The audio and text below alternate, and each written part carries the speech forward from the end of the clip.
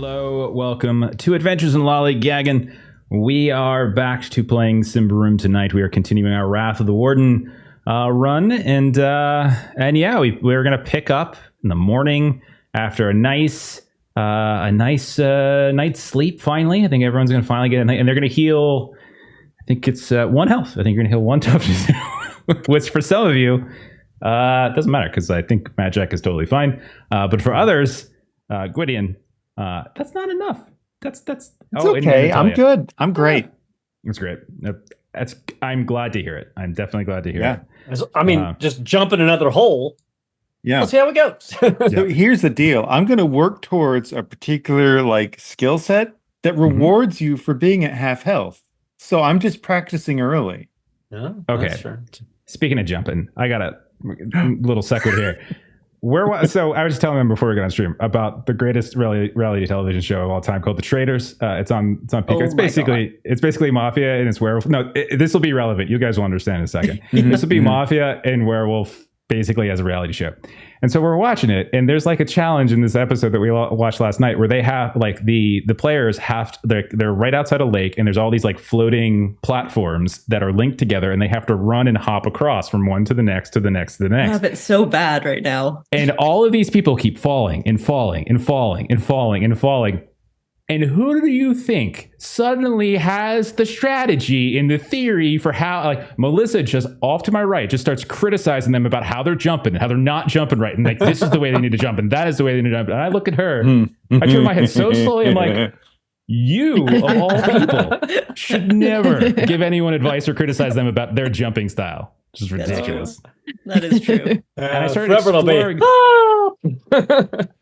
to explore that further because, as we know, Melissa's werewolf character sucks at jumping. Melissa's Warhammer 40k Wrath and Glory character sucks at jumping. Melissa, how would you say you are at traditional platformer video gamers when you have to jump over pits and stuff? How you do on those too? Absolutely horrible. And then when we go swimming, they get a pool, and she goes to jump into the pool. Melissa, why don't you describe real life, what your jumping is like when you try to jump into a pool? It's a little bit of a walking. There isn't so much of a change in elevation. There's no upward jump to it. And so I stumbled on this last night that Melissa just all the way through everywhere jumping, and Melissa just do not. Nope. Just go together. Nope. Not me in real life. Not me as an avatar. Not me talking and rolling dice. None of it. None of it. None of it. And yet.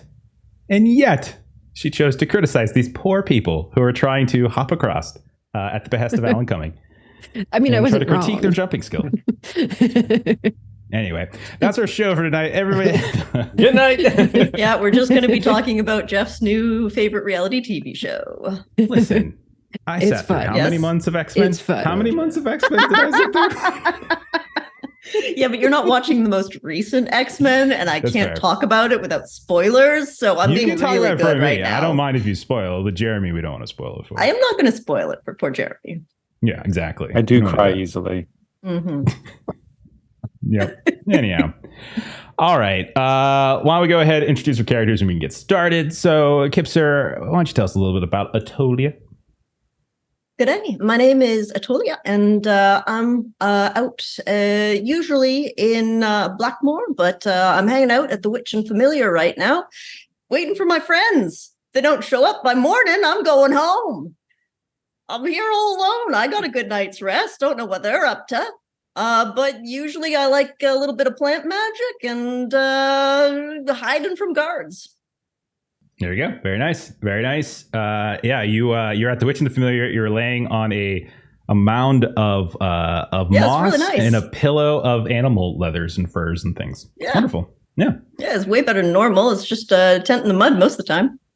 Yeah. If you're unfamiliar with setting Blackmore, it's it is not in Thistlehold. It's outside of Thistlehold. We mentioned a couple times, but it's essentially a squalor in many ways. I'm a gutter witch. Yeah. Next up, Aaron, tell us a little bit about Madjac. Oh, Madjac Maekar, that's me. Mercenary monster hunter. Abducted by elves as a kid.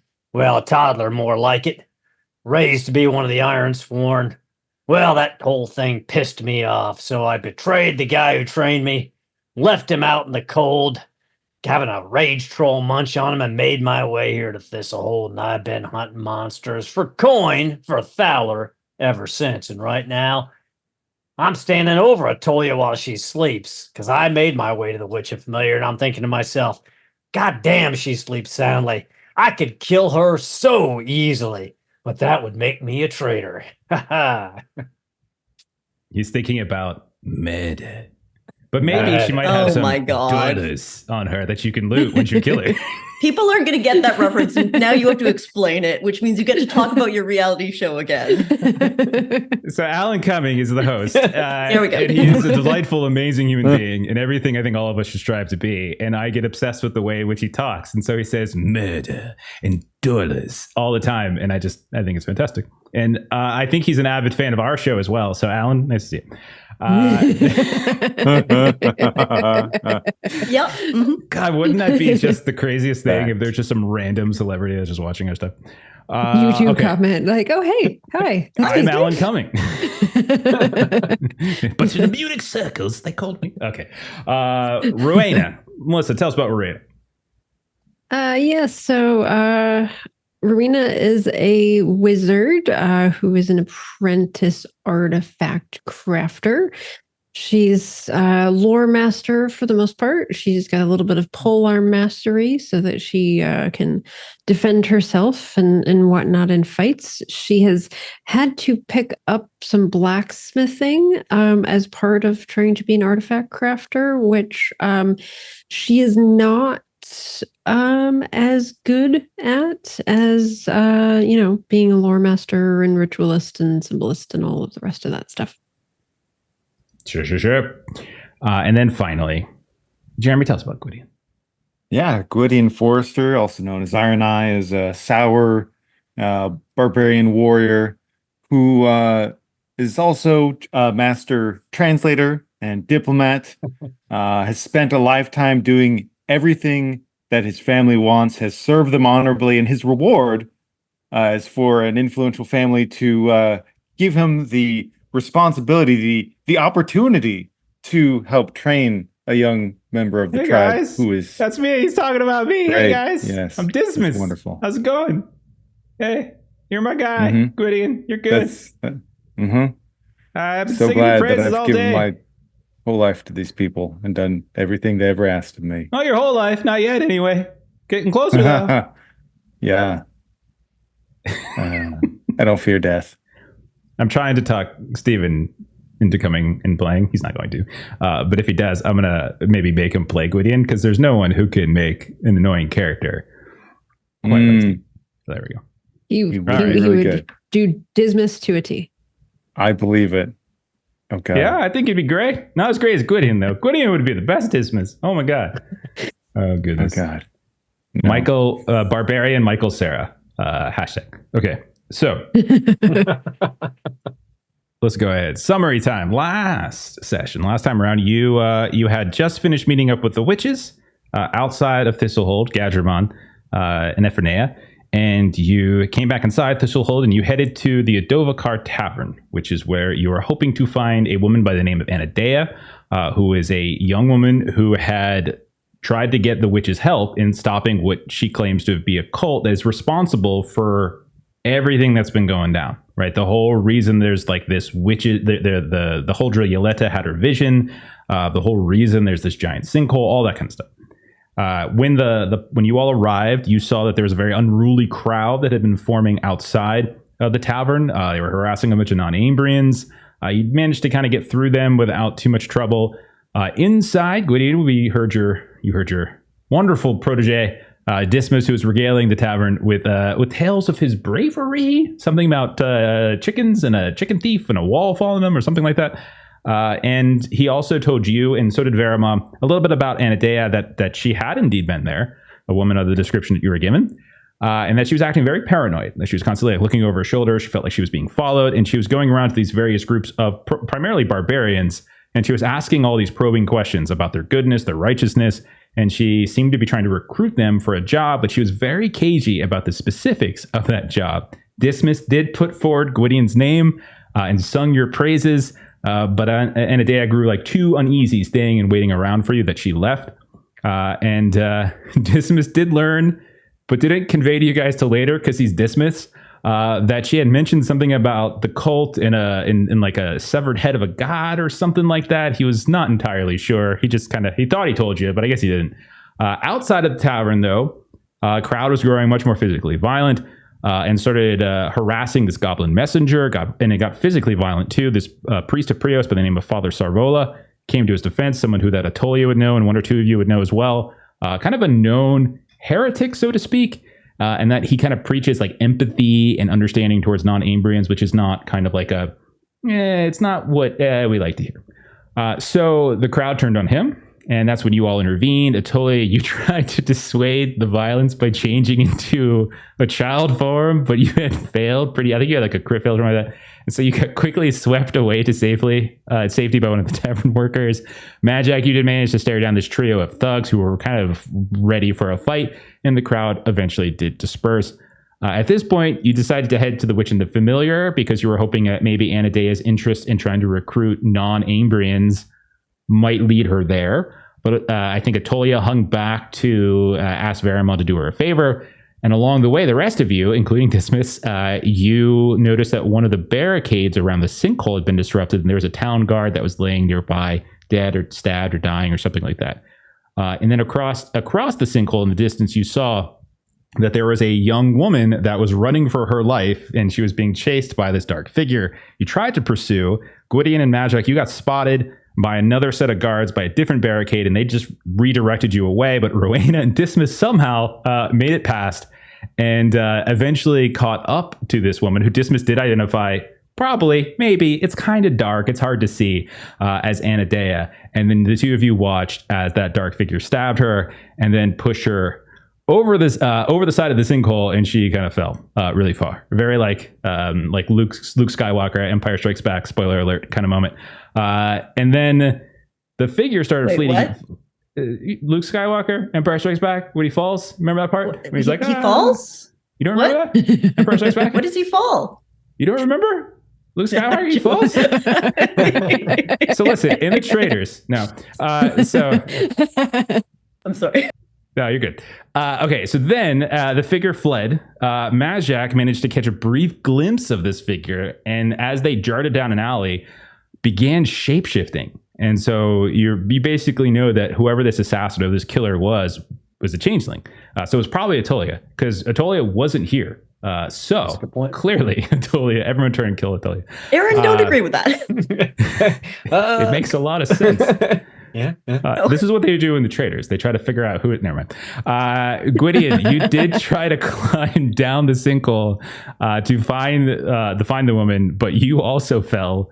You were fortunate not to be seriously injured, and you didn't notice her body, but you did notice there was a very large cave opening at the bottom of the sinkhole that kind of descended deeper into the earth. Rowena talked you out of climbing down further, without any equipment, in the dark, all that kind of stuff. And so that was basically it. All of you retreated from the sinkhole at that point and headed to various places to rest. So let's check in with everybody. We'll say the night has passed. We'll say no further craziness ensues during the night. And one by one, we'll start with Atolia because I think it's the easiest.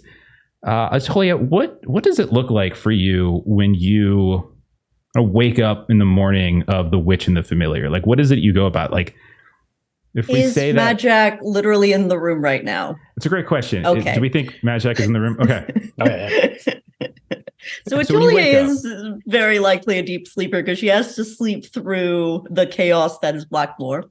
Mm-hmm. So she'll shuffle on the left, shuffle on the right, stick a foot out from behind the covers, see if it's warm or not. Eventually, she'll open her eyes, see Madjac leaning over her, absolutely scream and lose it. Maybe try to blast him with some entangling vines, which doesn't do damage, before she runs to the other side of the wall, the room, against the wall, and pants. What the fuck are you doing here? What? Kid, come on. You got to learn to keep it together. If we're ever going to Darkovar together, you cannot spaz like this. This was a test, and you failed. We'll work on it again. Oh no! Don't you? Isn't Runa a little bit more? And like, don't you need to go help her a little bit? At least I've lived in a tent before. Yeah, you lived in a tent, but you've never really been out deep in the woods. What? And I No. thought to myself, who is going to be the one person who absolutely freaks out in Darkovar? And I was like, well, Rowena will probably die within the first day, but Atolia, she may live a couple of days and she will literally freak out. So we're going to break her of that habit early. I'm looking forward to the future mornings, I guess. I'm going to heal myself a little bit now while we're here, and then we can go out and see if we can find the others. Good luck with that, kid. Don't turn into an abomination. There's no valor in taking down a friend. I know, but there's also no valor in the amount of blood I'm losing from my side over here. Not valor, thaler, money. Valor. That's true. Very I'm well. not that worried about valor.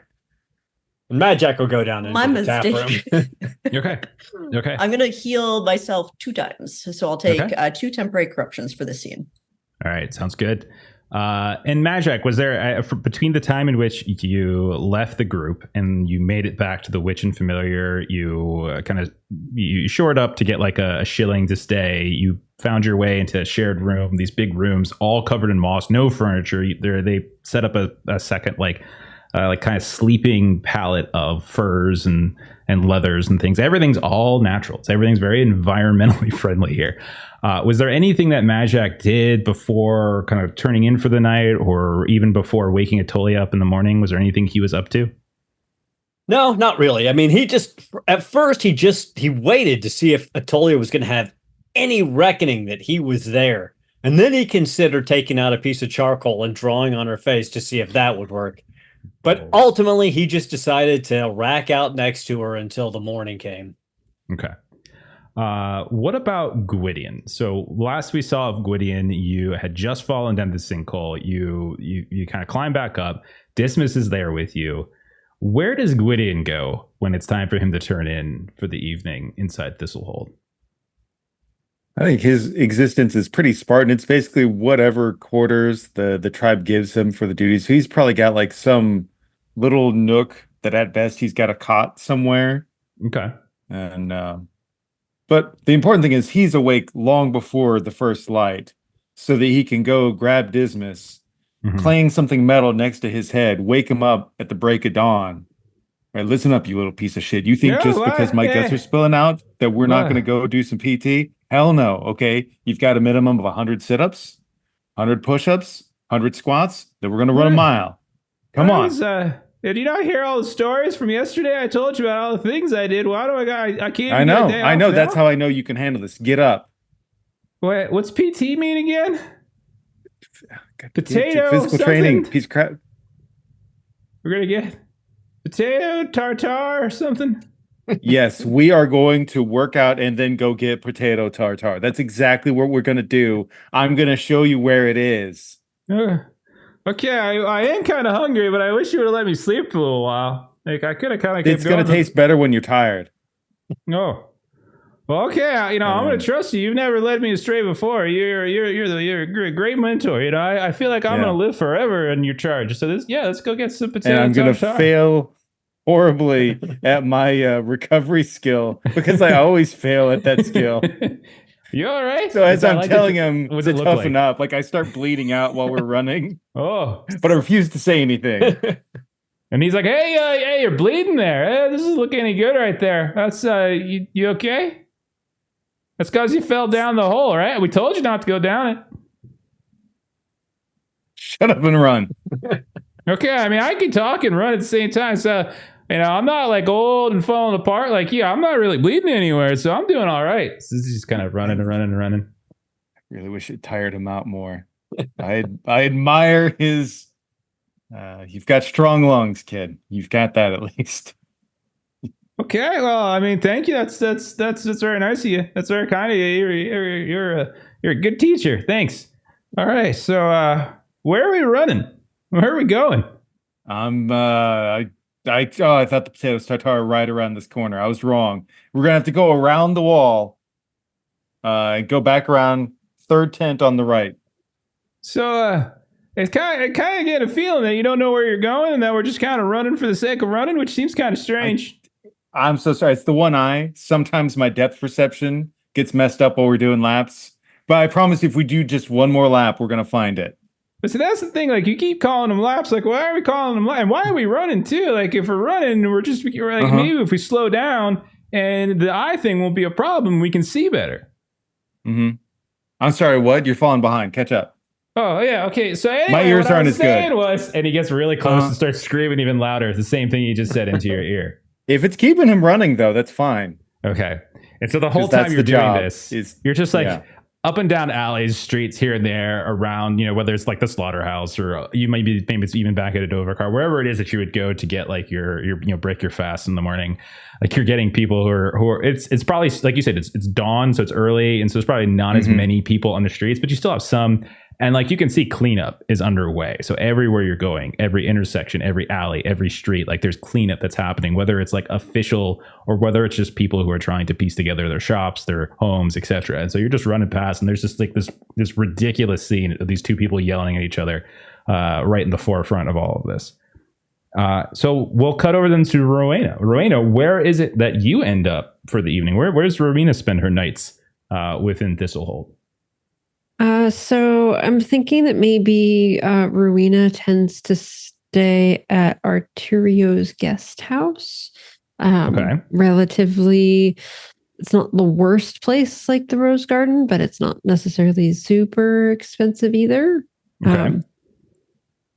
So that's kind of where she's staying. And she, as one might expect, kind of as she's drifting off to sleep, and first thing when she gets up in the morning, she's just got all of her like notebooks and books and things out, and she's just kind of making notes of everything that she saw and all of her observations and sizes of things and who said what, and kind of frantically looking back through any notes that she might have had to see if anything that's been discussed is in any way familiar to her. So she's doing the lore master nerdy stuff. Yeah, I think that makes sense where you're at too, because that's not too far away from Big Papa's smithy. Wait, did I say that right again? Big Bash's, not Big Papa. No, Big Bash's smithy, which is not too far away from the Queen Square and such, like kind of to the west side of the town, and it's even not that many blocks away from Order of Magica. So there's just a few blocks down to the south. You can probably get to the Tower of Order of Magica. Okay, so and we would say that this is a place that you would commonly be be found, like people would know, people who know to look for you if they needed to look for you would be able to find you there. Okay, so at a certain point, we'll say at a certain point then, as you're kind of getting your stuff ready, maybe you're down in like a tavern room, maybe you're getting breakfast, maybe you're drinking some kind of coffee or tea, or breaking your fast, and you have your books, your tomes and such laid out in such a way. You feel like a small tap on your shoulder, just a little, like it's not like rough, it's not mean, but it's like it's very pointed, like you can feel it kind of dig in. And when you turn around, you can see that there is the very hideous looking face of a goblin. They're dressed in what looks to be some sort of dark clothing, and you can see like there's a sash across them, and it's hanging from their side, and you can see that they have inside of that sash that's hanging off to the side, they're like using it almost like a pouch, and they pull out what looks to be some kind of written note, and they hand it over to you, and then they just wait. Oh, wow! I was so lost in what I was doing. You startled me for a second. Yes. Thank you. And she reaches and she kind of goes through all of the pouches near her belts. And pulls out sorry, I had it a second ago. What's not a Orteg. Oh jeez. Melissa's trying to remember the money conversions. Shilling, yes. Okay. So shilling Orteg. No. Shilling is great. Yeah. Appear to Shilling's be enough. Totally. He would be very happy with a shilling. Yeah. Okay. But he puts his hands out. You give him a shilling, he'd be 100% happy with that. Is that what you do? Yes.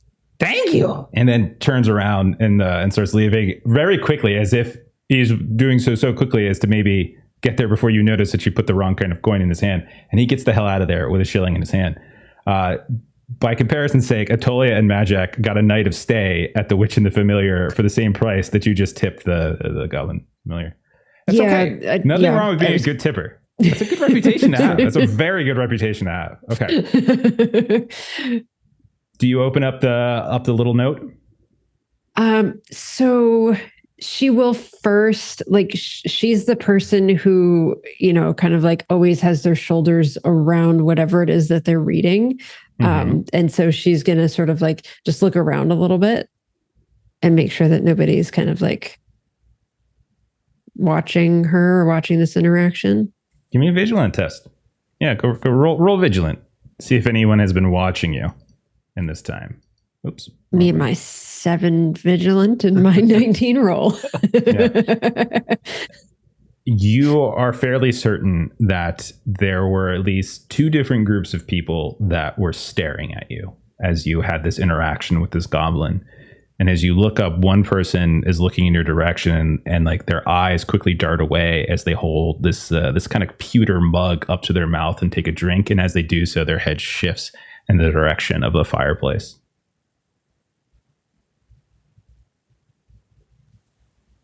And so she'll do the like hunch as she like, turns to the side and covers what she's looking at. And then she'll like unroll it and look at it.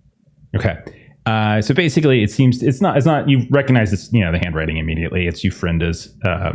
So it's your master, or so to speak, your mentor, over at the Tower of the Order of Magica.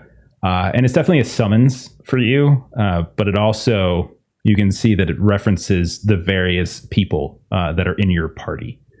So you can see, but she doesn't reference them by name. She just referenced them by like various like pictures, like the creepy looking girl who smells really strange, like the mercenary, and then the big guy who thinks that she's a man. Like that's how she kind of references, and it's very right. Only Euphrinda could voice it, and she basically summons you all to a meeting in the Order of Magic at midday. So basically, you have a couple hours, effectively. Okay, and so Rowena will remember that Atolia was headed out, and that was sort of where we were trying to go before we kind of got waylaid. Sure. And she expects that she might find Gwydion doing this lapse. So I would like to say that she can hear either Gwydion or Dismas from a distance while they're doing their lapse and whatnot. He's very much a person of routine if there's not some other duty involved. Okay.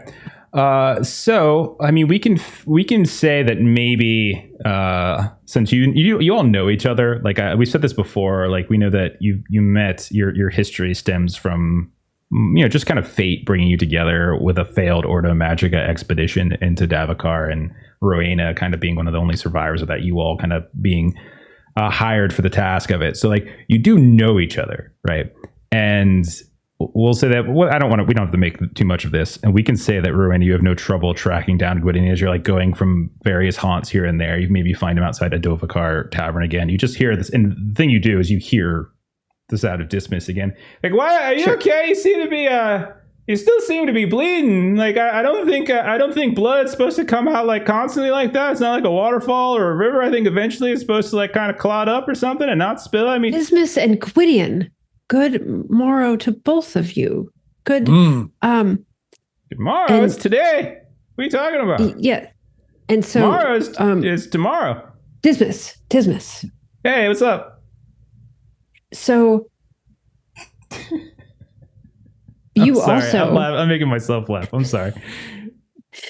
You also have received instructions for today. And she'll sort of look over to Gwydion to kind of help with the improv of like, so Gwydion is going to need to come with me today.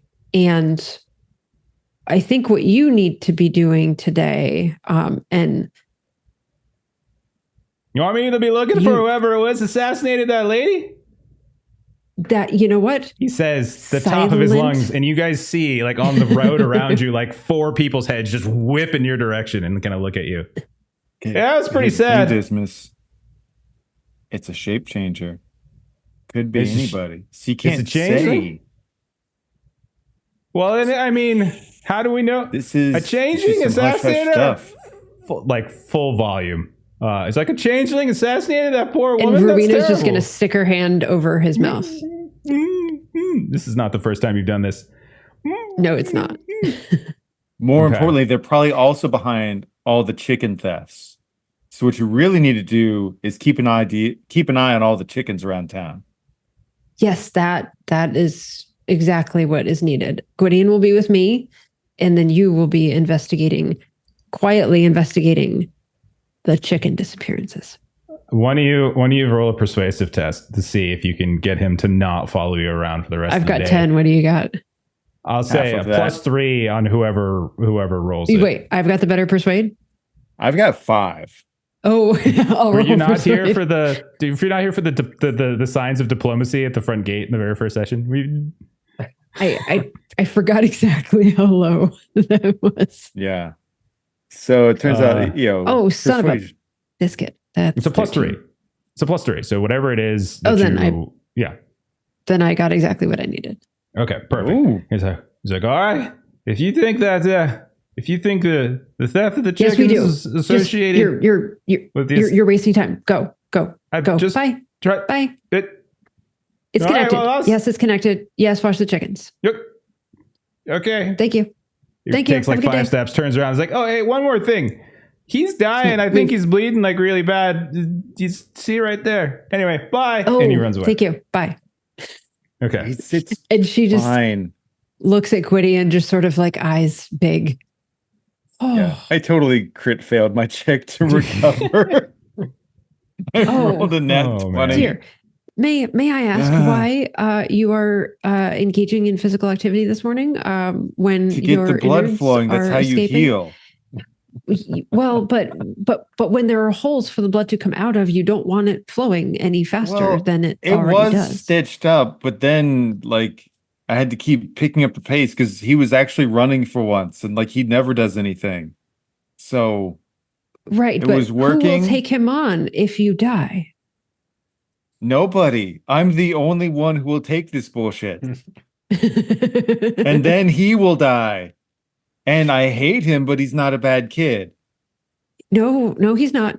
He's not. He is a lot of things, but bad kid is not one of them. So you did not make your way there last night either. We both stayed No, in. Okay. I don't Where do you really think- like the bed's like it's got like the pillow and the mattress, and that's just so no. It's too soft. Oh. Whoa. So we stayed in for different reasons then. Where do you think Madjac went? Do you think Madjac made it on his own? Or do you I don't think he he's sleeps. around? I here? think he just lives on the smell of thalers. I think he hunted people in the alleyways, and he's probably like 10 pounds richer by now. Very likely. Very, very likely. Well, hopefully he will be where we will find Atolia then. Are you ready to should I attempt? It's another day. I can attempt to do a thing. I can attempt to do a medicus to help you because it's a new day. I mean, I Roy guess I only am talks bleeding a in lot. meta rules. Just a random meta rule discussion. Okay, so So we'll say you just find against cunning, 15. find some rubble along the street to just plop down on, so that Gwydion can get a breather, and you can tend to his very very bloody. It's fine. wound. It's not a full-on gaping chest wound. It's just Okay. getting Just better. Just and by the way, I rolled a 3 this time, so you get 3 whole toughness back. Look at that. You're up 4 for the day. So you're just Ooh. like You're opening it up, fine. cleaning it up, putting some of them like herbs or something, like matting against it. Maybe even you have like a stitch, who knows? And we'll say that Oh, you feel it. oh. I might live It doesn't till mean dinner. go for another lap. It just means that you're better for now. I'll wait till tomorrow. Well, I mean, maybe we'll see what the day has in store No, for us. who am I kidding? I'm gonna get stabbed again before noon. And she'll like unroll the scroll, make sure nobody's I'm gonna looking. piss off Mr. Euphrinda. Master Euphrinda. Master I know. Euphrinda. Oh, I know. As long as you only say that in front of us, please don't say that in front of her again. The first time was an accident. As you guys are talking, you hear like the vague sounds of Dismas's voice, like, "Hey, you guys see a changeling come through here trying to get your chickens?" As he's just kind of shouting as he's like going up, and you're like, what do you mean?" And he's just kind of shouting down the hall, down the alleyway here and there. And he's like, "Oh, all right." And he calls down towards you guys, "Hey, I couldn't find any." And you think he's getting closer to you as his voice is getting louder and louder. What do you guys do? And Rowena pulls Gwydion into like an alley. Like, I just can't. I just got you better. And so she's gonna pull into some alleys and do some zigzags and move out and away from him. Okay. So what we'll say, just to make this easier, eventually you knew Atolia you knew where she was going, and eventually we'll say the two of you do find your way to the Witch and Familiar. Atolia and Madjac, if there's anything you wanted to do in the morning, you're more than welcome to do so. But otherwise, Rowena and Gwydion will eventually find you there. You are breaking your fast, getting some drink, getting yourselves ready, cleaning up your equipment, whatever it might be. There are mostly the clientele here. There are barbarians and such, but it is not unlikely. It's not uncommon to see. It has like this. It's this. This is the type of place where sometimes like new folks to the frontier, new folks to the to the forest itself. Like they come here to try to like get a taste within a very confined location and a very safe location. So you do see Madjac, the type of kind of the type of fresh meat that you would often see at Mahira's agency, like folks coming up that have never really been on any kind of expedition, but they have the look of folk that, they want the experience, but don't necessarily have it. So they look like they have this gruff exterior. They look like, but you can tell like the depth of it is all very shallow. And we'll say that's what you guys are doing as you see Rowena and Gwydion walk in. You see these groups of people that are trying to pretend and play the role. And then in comes Rowena and Gwydion, and the four of you are in the same room again, finally. Hey, over here. You see, Madjac is settling the Gojina mask on his face a little bit better. Got a little disrupted over the night, and he's working on checking his bowstrings. So guess who decided that it's a good idea to start training us to be prepared and quickly awake? Oh, did he do the thing where you wake up and he's just standing over you? Yes, he did. Yeah. Rowena, you got to admit. Yeah. Waking up fast in Davokar is important. I mean, after all, if the guys in the first expedition had woke up just a little bit faster, you would not have been wearing their intestines on the way out of the forest. Am I right? I don't know how many times I've told you I really wish you would be a little bit more respectful about what happened there. It's not something to bring up every single time you want a teachable moment. Please. Good job on surviving. That's a good point. Let's put it this way. The next time I mention your dead friend's intestines, it won't be over breakfast. That's the best I can offer. Well, yes, because you just did it again, and we're not yet eating breakfast. So we got sausages. Anyhow. That's fair. Speaking of intestines. Oh, and she'll sort of look a little bit outside at, kind of sun position and whatnot. We have a meeting. We have been called. And so she'll hand Atolia the little message. Hey, Rowena, speaking of which, did you have time this morning to look through any of the lore about a god with a severed head or a decapitated god? I mean, this has got to dial into these cultists somehow. Why, what a wonderful idea. Of course. Yeah. Wow, if only I had thought to look through all of my notes and see if there was anything that I knew. Whatever would I do without you, Madjac? All right. I mean, they I'm already talked sensing before. I'm sensing a little bit of hostility here, and that's fair because I'm an asshole.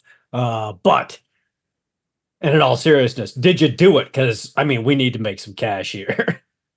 Yeah, I don't. Is there a money price on this? I'm not sure I'm seeing the exact amount she's paying us on this thing.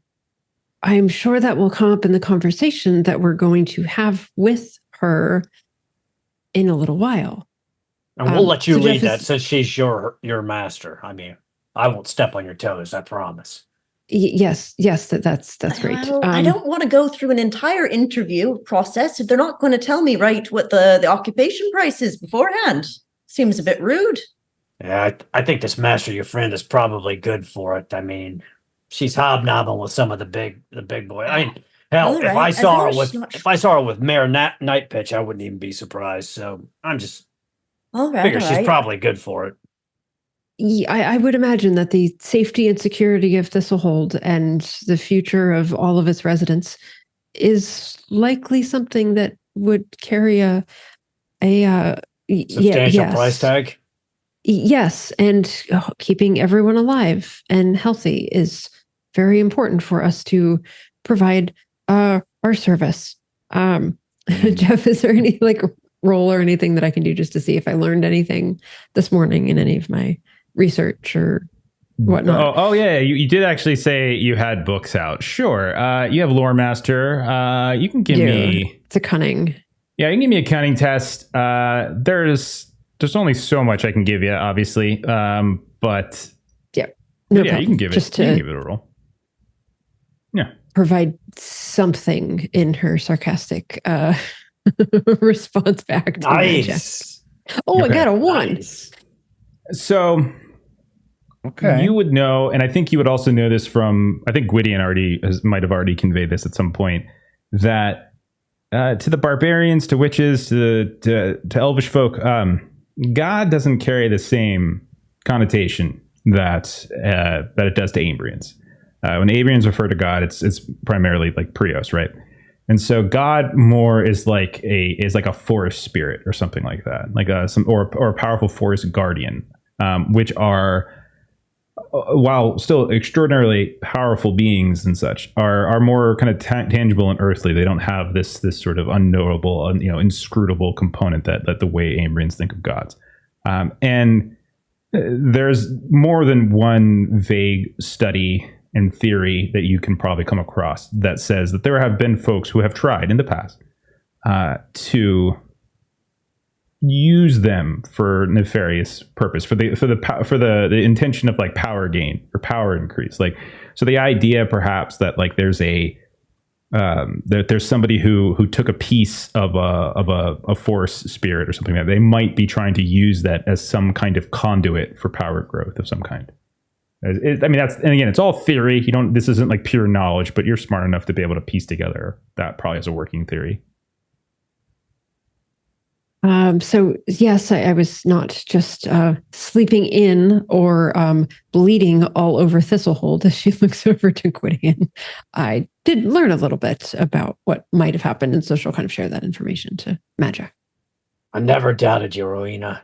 When it comes to books, you always come through. I mean, if it's all the god stuff, then we might want to head over to Blackmoor to talk to Father Salvora. He was the one with the goblin yesterday. He might know more. But I mean, he's a Prios, a priest of Prios. I mean, if we're going to talk to anybody, other than Euphrinda, we might want to look to some of the witches. I mean, if we're talking, if Rowena's right and it's some powerful nature spirit, I mean, the Prios. I mean, fair enough. I love the sun god. Don't get me wrong. I'm saying it out loud and loud enough for all you people to hear. But there's a bunch of barbarians who are looking at you in here. Like, Come on, guys. talks about Prius's balls every day. Just what? But yeah, I think you get a couple of weird looks because most of the folks in here are barbarian, but then occasionally you see like we said before, those like wannabe or like, you know, the green bloods kind of coming in and kind of looking around, and they look and they kind of raise a glass like, may Prius's light guide you. Kind of raising what looks like some kind of wooden goblet. It's not even pewter, and they hold it up in some way. Sure, we can say that. Okay. So yeah, what would you guys like to do? Meeting at Ordo Magica, but doesn't mean you have to. Like, what are you guys looking to do? Happy to go, but before we head up, my herb pouches are a bit low after Dismas ate a bunch of them and numbed his face yesterday. I could do with a few more so I can make some more herbal elixirs for us. Seems fair. Yeah. I imagine that would be good. I did what I could with this one who decided to run laps and bleed all over the place, but it might have been a little better had I had one of your herbal pouches. Oh, Gwydion, here, let me...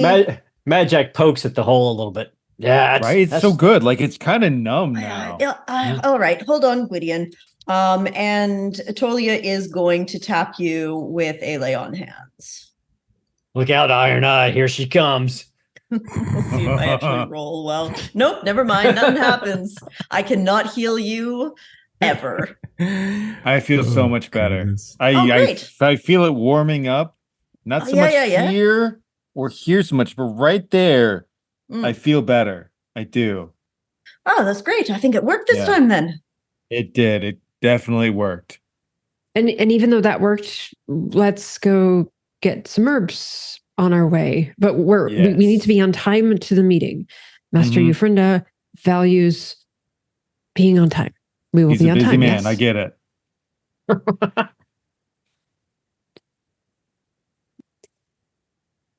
And Rita just picks her books up like between Madjac and you. She's just like, Rowena, how about this? Bags. Why don't you and I head over to the Ordo Magica, and Gwydion can go with Atolia to get the more herbs, and that way, at the very least, the two of us will be there on time, just in case they get held up in the market. And Rowena's eyes get big because she doesn't have to worry about what's going to come out of Gwydion's mouth to Master Eufrinda, and she thinks that this just... Yes, that sounds wonderful. Okay. All right. Okay, so Atolia and Gwydion are going shopping. Is that correct? Atolia, are you looking to just buy herbal cures, or is there something in particular, or is there something else that you're getting? Not the cures. I was actually just looking for the components to make it myself. I just couldn't find. I was going through the equipment and all of the stuff that you can buy on page 154, but I wasn't seeing like herbs. I could also just, if Gwydion, we could also just like sneak out the front since they're letting us and go pick our own herbs while we talk to the witches if we wanted to check on that headless god thing. And let the talkers do the talking. That's fine by me. So I would say, like, if so much information, if you wanted to shop, I don't know specifically the item that you would be looking for. I'm not really sure either, but I know that the Thaler's drugstore is probably the best place for like alchemist supplies and things like that. That could be a place that you would be able to sort of shop and run around. You can either buy actual like elixirs and such if you have the cost for it, or you can. Yeah, I don't really see it either, actually. So, I mean, we would obviously do some kind of like discount. How about we just go out in the woods and I'll go pick them myself because I've got the green thumb. Okay.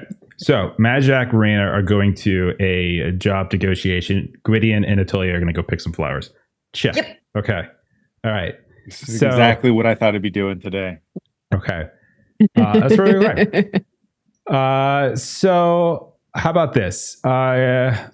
We'll start with Atolia and Gwydion as you head out. The northern gates are the gates where everything has kind of gone down for the past 24 hours or so. It's where the witches arrived. It's where you all had that situation with Marvello, the Captain Marvello, and where the boom happened, where you saw like everything kind of break. And so you can head out in that direction if you wanted to. But no one's locked in. It's not like you can't leave the city. Like you don't have to sneak out anymore at this point. The witches have removed themselves away, and they have their own camp at a decent distance. So it's no longer an immediate sight, and it's not stressing folks out as much with their colossi. So you're welcome to go out and sort of look around. So I know that you have green thumb, right? I think you have, you have green thumb. So you can do, so your green thumb boon gives you a +1 on any, various things like finding food and shelter, etc. So we'll apply it here. And you can, let's say roll like as you're looking around, you can see, I'm fine with cunning if you want to do cunning. That's the idea of like trying to deduce like the right things to take. I'm cool with it. Yeah. Okay. So I will do a +1 cunning check. Okay. Here we go. Ooh, Nice. a 2. Okay. Fantastic. Like we'll say like you can probably try to look at your alchemy to see if your alchemy gives us any. So you are at Novus. You're at Novus? Yes. Okay, so with a successful roll against cunning, you can gather herbs and minerals to create 1 dose of a Novus elixir. So that's what we'll say. You have enough herbs and minerals and such. We'll say with a 2, it probably doesn't take very long. We'll say that the difference in the roll allows you to get this done fairly quickly. And maybe even with Gwydion lending a hand, that might have assisted it. So go ahead and you can mark that down as like just 1, equipment or ingredients for 1 Novus elixir.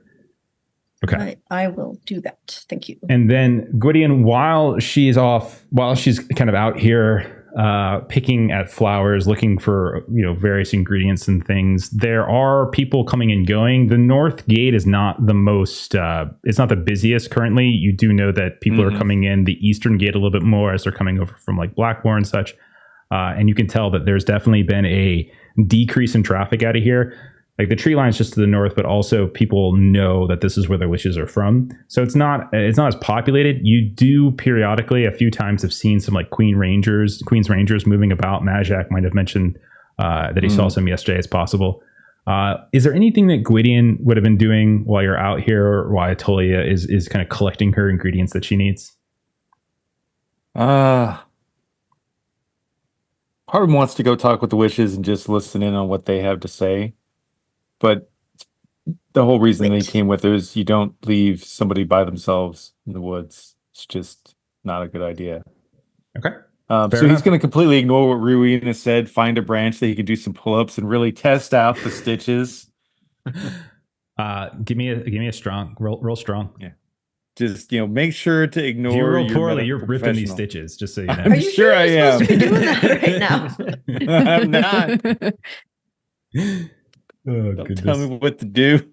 You're fine. You're gonna live forever. Yeah. Okay, so that's a 5 on that roll. You're good. I'm at double-digit hit points now. Like, I don't know what to say. It's amazing. That is already more than me. Okay. Yeah. And so, you don't have like to he'll do find it, so. And he'll basically at some point like find some roots and just grab them and be like, "All right, so Atolia, if I boil these, they're gonna taste like shit, right?" Yeah, definitely. Okay. What should I tell Dismas that they do? Oh, Dismas. Let's see here. Tell him that it's a type of tea that if he boils it properly, it'll taste like crap, but it'll give him like an extra endurance and let him run even faster next time. Perfect. Gotcha. It's wake up juice. Yeah. If he needs a quick wake up in the morning, yeah, that would work. Gotcha. And then I should just stand over him before he wakes up. I need to I'm not wearing one of those masks. That's a very classic Madjac move. Yeah. He's got a good point about that, though. Well, speaking of that, maybe I should get some like weighted ropes to make him wear while he's running. I mean, we could let him really feel what it's like to carry intestines with him. Grab a couple of logs if you want to do that and just make him carry them in his arms. It might be a little easier and cost you a little bit less. This is so smart. This is so much better than picking flowers. I thought this was going to be a wasted morning. No offense. I take offense to that. But, I know you do. I know you do. Are you sure you don't want to go talk to the witches for a little while? I got most of the herbs I need. No, I'm actually feeling pretty good today. I actually got to sleep some regular hours and eat some food, and I haven't been stabbed yet. It's a good day. It's a pretty And we good pawned day. off Dismas. He's hunting for chicken thieves. That's good. I was wondering why it wasn't quite so obnoxious around you today, so I'm glad you got rid of him for a bit. Uh, uh, that's gonna come back to bite me in the Oh, end. definitely. Just I haven't gone home yet, and there was an attack yesterday. My mom's definitely going to be pissed at me when I finally get back to Blackmore. Oh, yeah. Yeah. All right. Okay. So as you two continue your banter and your pull-ups Mhm. and your herb hunting, we'll cut over to the southern side of Thistlehold, inside the gates, inside the walls, southwest, and we kind of see one of the tallest buildings in Thistlehold. It's not the Beacon. The Beacon is tallest on the northern side, but otherwise, the Tower of Horde of Magic is very, very tall, 7 stories or so, and we've seen it before. With Rowena, it's got the stone wall, and within that stone wall, there's all these different patches of garden. And as Rowena and Madjac, no issues getting in with Rowena at your side. She's freely can come and go. Speaking of herbs, you can see that there are various adepts and those in training that are tending to some of these gardens. These are all like Master Cornelio's gardens around here, and you can see that many of the plants, many of the of what you see the flora here, and Madjac, you'd be familiar with this too. Like they're not, this isn't just any old flower or herb garden. There are plants in here that seem exotic, that seem foreign, that seem from like various patches and parts of Davokar, and because these are grown not for purchase or for sale, they're grown for study. And so like he's doing this as a way to try to learn more about some of the flora that grows within some of the deeper parts of Davokar. You can see that there's some activity in the day, but you're, again, no issues getting in. And eventually, Rowena, you'll able to track down Master Euphrinda, who we'll say is in her, like whatever study that she would use, like her sort of usual office. You can see that she's not alone. You can see Kulin and Furia, the extremely old man, is kind of sitting in there with her. He's kind of off to the side. He has laid in his lap this old tome that he's just very slowly like flipping and reading through. And in the room itself, you can see there's all manner of books, all manner of tomes and scrolls and such on the walls. And when she sees the two of you walk in, her face doesn't light up with joy. She says, "I sent for 4 of you. You brought 2. Yes, Master Euphrinda. We did. We definitely suffered some injuries yesterday, and wanted to make sure that we were. Is the big one dead? No.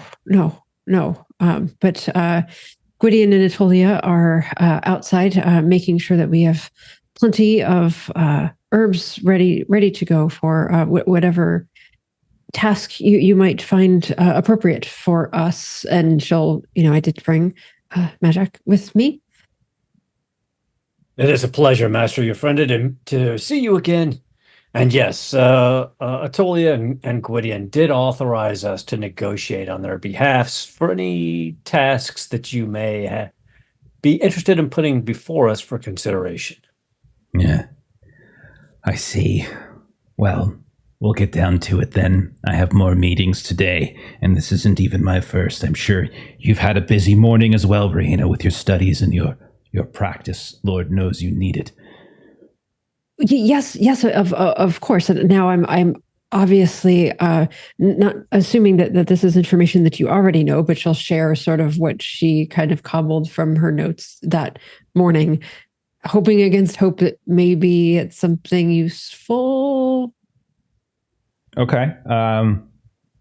Her eye, you'll see an eyebrow, like this relatively curved eyebrow will raise a bit, very Vulcan-like. And that is probably the highest form of praise she's probably ever bestowed upon you. That idea of like you actually providing her with some sort of interesting lead. Well, that is very interesting, isn't it? Huh. So you've told her everything. Now, I was want to get this straight. Have you told her about Anadea? Have you told her about her death? Have you told her about this notion of a severed godhead, a cult at work? Are all these things that you've shared? Yes, Rowena is desperate Okay. for being useful. So yeah, I don't know that she would withhold anything. That is very interesting, Rowena. You've done. And she said, like, there's a long pause. Well, now the witches, when you spoke with them, you spoke of foresight from their Holdra. They spoke of a source of great corruption. I said to you, at the rim of the sinkhole, was this the start of our troubles, or was it the end? Kulanan and I, along with the other masters here, Cornelio and Gonkai, and even your fellow adept, Mr. Ganderald, we have had many discussions this morning. Many of us were called into a meeting with the mayor, and as is to be expected, Night Pitch would very much wants to know what exactly is going on beneath his town. And as we, as an institution, are best equipped to answer these questions, he has given us permission to organize a group to head below the city, to bypass the barricades within the sinkhole, and to explore and see what it is that we can find.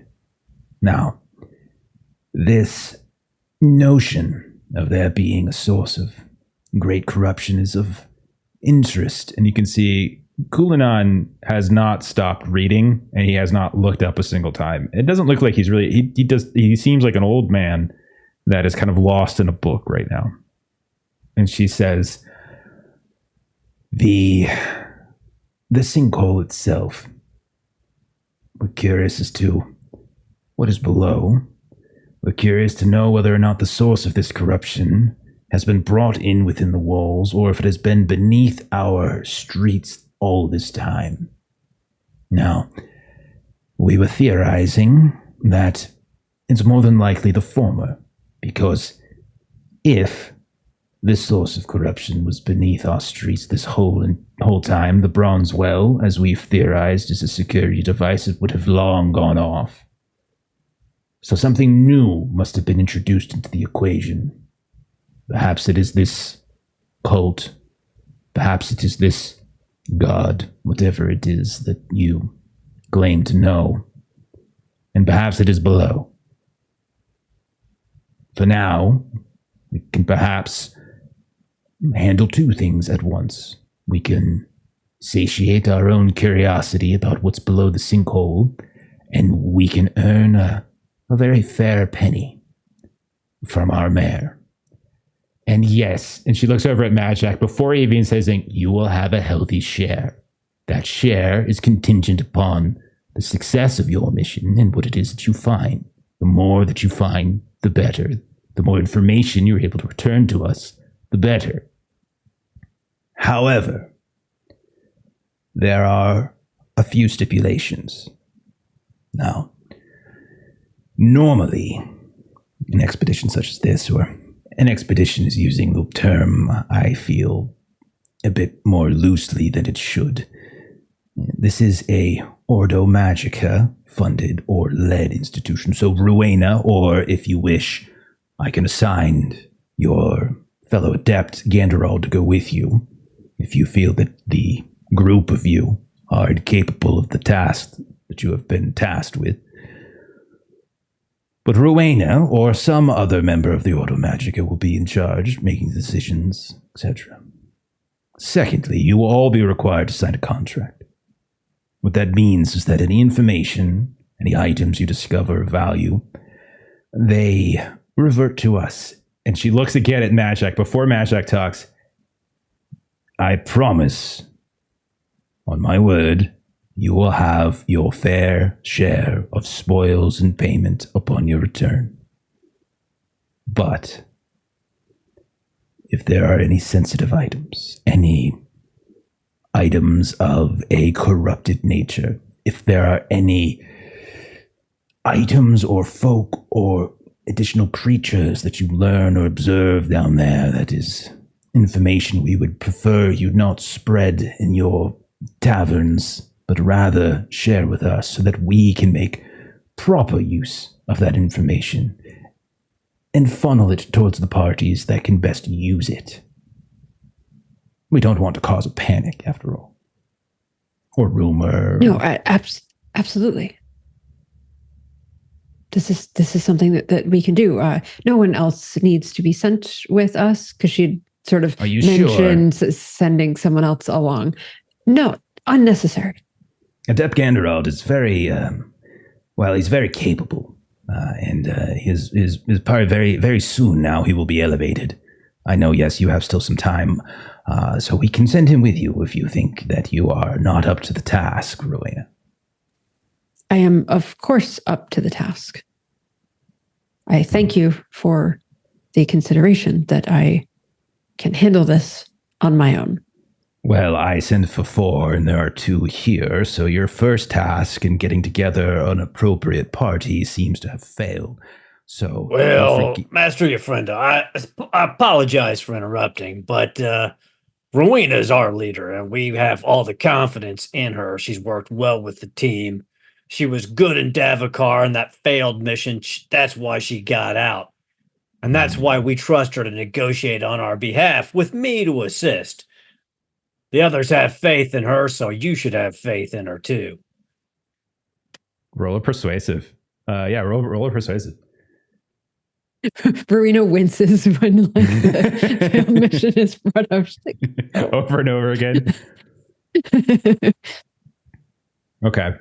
So success with a 9 under 13. She eyes you for a very long while, Madjac, and you see the sides of her mouth kind of curl up into like a bit of a grin. Yes, Rowena is a very capable leader, I am sure. I'm just here to tell you, there's no profit in me going anywhere with a shitty leader, so I can guarantee you if I didn't have faith in Rowena, I wouldn't be here. Of that, well, I believe you speak the truth, Mr. Fortune Hunter. Now, I do not claim you will find fortune and glory or whatever it is that you're looking for below. We're looking for information. That is what you're going to return us with, and that is what you will be paid for. Handsomely, I might add. Couple of quick questions there to clarify a few contract points. You say we're going to be paid for information, and I think that's fantastic. So this is primarily a scouting mission. However, of course, if we're going down, we need a minimum pay. Even if we don't find anything, we need to be compensated for our time and our risks. And I want to know what the caveat is in case we are forced to engage with abominations and the like. I assume we're going to be compensated for the physical risks we're taking, in addition to any information and or relics that we pull out of this hole. I will first, your rules of engagement, I leave to your fearless leader to decide upon. Whether you choose to engage them in the style of combat we saw you and your group put on great display yesterday, or if you choose to negotiate with them, talk to them, hide from whatever it is that you all think is best. Secondly, yes, you will be paid a minimum. Of course, you are risking your lives and you are making the trek. However, there are certain bonuses that could perhaps be added on if the information that you return with is of value. That is all. Sounds like we almost have an accord. Now, we've got to obviously outfit ourselves for this expedition. So are we being advanced any Thaler so we can properly equip ourselves, or is the Ordo Magica equipping us for the expedition? We have already negotiated with Night Pitch's guards. They will provide you with proper climbing gear and equipment to descend the sinkhole in a safe fashion. You do not have to worry about that at all.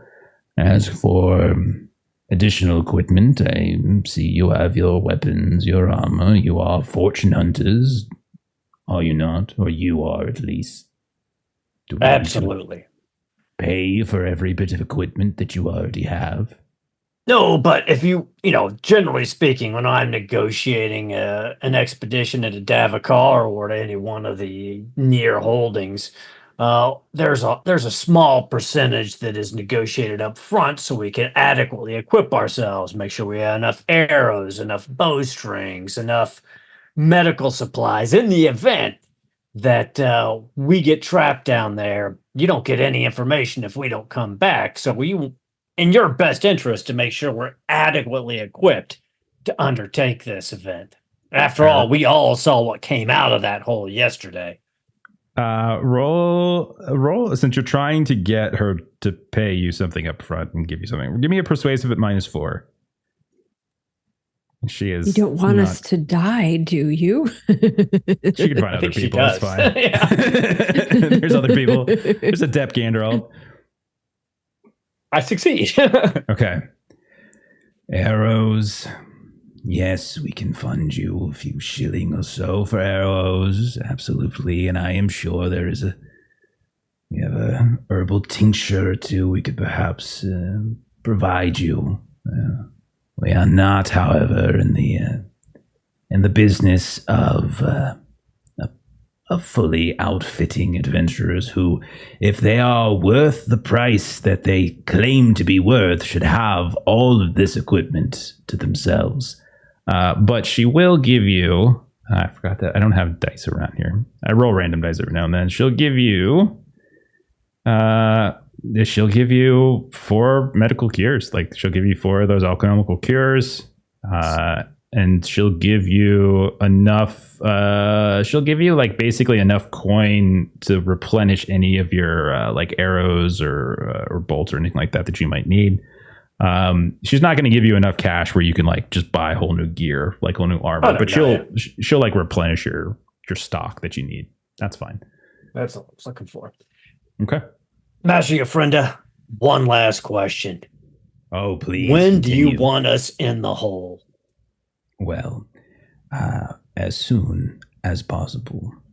If I had my way, you would have already been in there. But it looks as though you're going to have to find your other 2 members of your party.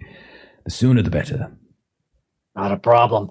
Is there a particular barricade that we should be approaching, a particular guard unit that knows to expect us so we can start our climb? You can speak if Captain Marvello is nearby. And she'll kind of give you a cross street. Let me see if I have it on here. At Halban's Ring in the Promenade. You'll find Captain Marvello there, probably. If not, whoever is superior, we will give you a writ of permission. And you can see she pulls out this like rolled up scroll, but she doesn't hand it over yet. Once the contracts are signed by all members of your party. Well, how about this, Rowena? You read over the contracts and sign it. I will go find Atolia and Gwydion. I will get them here ASAP, and we will get in that hole today. Excellent. And Rowena's been like ready to like agree, and then Madjac comes up with something else, and then she keeps being ready to agree, and he keeps like thinking of things, and so she's like, "Okay, yes, Master Yafrenda, we will do our best." Okay. And she's not really reading that carefully before she signs. Okay. It's pretty standard. It's really just like a whatever you find, information or items, it's the property of Ordo Magica. And like that is it for the forfeit of any sort of profit and for potential prosecution, effectively. So that's essentially what it is. It's pretty standard boilerplate stuff. Now, you're there, you're staying around. Madjac, you're going and trying to find Atolia and Gwydion. Now, Atolia and Gwydion, last we saw, you were doing pull-ups and you were picking daisies. So what would the 2 of you have done after that? Is there anything in particular that you would have done? Or would Gwydion, you have tried to catch up? No. Gwydion, yeah. Murder. They're fine. Doorless. I know a lot of things. Sure. I bet you the answer is yes. I probably know what you're going to ask. Do you happen to know where the goblin messenger group is in Thistlehold? I usually only do it in Blackmore. No, I don't know. Oh. Actually, I might. Gwydion might know. I don't know. I don't see any reason why you wouldn't. If you are here specifically, like how to actually hire a messenger and send a message either within town or over to Blackmore, I don't see any reason why you wouldn't know how to do that. Yeah. Is that a goal? Is that what we're after here? Yeah. I need to send a quick message, and then I imagine for reasons that people are about to catch up with us. Yeah. Okay. All right. Meanwhile, Gwydion's just been pestering you nonstop about like how to gather various twigs and logs and like use rope or vine to like make some weird weighted vest. Oh yeah. So if you use the rope and you twine it like this, then you can use it and make it as more of a vest. And if you look for the branches with the black sort of bark on them, those are the heavier ones. So that's really what you want if you want weight training. You're so smart. You know, I don't hate you. I appreciate that. I don't hate you either. Also, I tried to set you up with the innkeeper and the ortagog. Ordovokar, the other place. That name really close know. I don't. What is it? Odovokar. That's what. Yeah. It's like she's a good, strong woman. There's no doubt about that. Can't pronounce the name of their place, but I try. Are you walking back into town to try to find a messenger? Yeah. Okay. Yeah. All right. So at a certain point, as you're like kind of waiting around by some, like we'll say one of the squares, I think it would make sense if like various squares might have some kind of small little nook or cranny where you can kind of hire somebody to send out. And so we'll say you hire a goblin, and a goblin's gonna, as you're like talking to Gwydion and talking about the various different things that you can do there, you can see the goblin's just kind of looking up at you. Yeah. Okay. Yeah. I'm just penning a quick message. You need to take it over to Blackmore. You all right with that? Yeah. How much? Yeah. Just holds out a hand. Okay, well, I'm looking at Olivia. She'll be in the grubbery. So if you head there, give her this message. And here is, let's see, we'll do 5 Orteg. If that's what you can sleep with at night. You can. Okay. It'll get there sometime today. Pockets it. And leisurely starts to stroll away. And you hear like a whistle. Yeah, right. This that's weird, fair. out of tune whistle as they walk away at that point. Okay. All right. Madjac, give me, I don't know, like if Atolia and Gwydion aren't going to track you guys down, aren't going to go catch up with you guys, then that means Madjac has to go find them. Okay. Hey, unless Gwydion wants to headed towards the magistrate, but Atolia probably would have just like, definitely go in there and then buggered off. Oh no, I do want to go in because like I want to just accidentally insult her. That's half the reason I would take this job. She's so unpleasant to Rowena. I don't understand. All right. Well, I suppose if we ought to go deal with the unpleasant woman, we can head towards that place. There's like this strange sense of pleasure I get when people are such pieces of shit and they don't like when you treat them the way they treat others. And just that dissatisfaction on their face when they eat shit makes me so happy. They demand respect, but that doesn't mean it's an equal trade for them. Right? God, people suck. This is why I hate most people. Again, I don't hate you. I just hate most people. It's all right. Me too. All right. I suppose if we're going to brave the unpleasant woman, let's head there now. Okay. Can Rowena roll something to see if she's done and she's moved outside before they come back, so she doesn't have to be embarrassed by Gwydion? You want to intervene? I mean, we could just say you don't have to roll anything. That's fine. You can just say you finish and you leave. I'm like, I'll say that just for the sake of ease, Madjac, you will, as you go to start looking for them, you'll bump into them on the road relatively quickly, and you can see them coming. And will say that as you guys fill each other in on the various things, eventually, like, you do have to go in and sign the contract. And so a little while later, we'll see the office of Eufrinda, the study of Eufrinda once more. Cullinan is still in his space off to the side, reading. You can hear the sounds of various adepts and such working.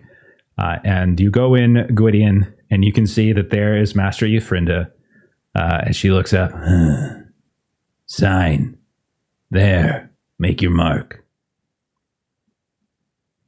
Good morning to you too, sir. Thank you much. It's not morning anymore.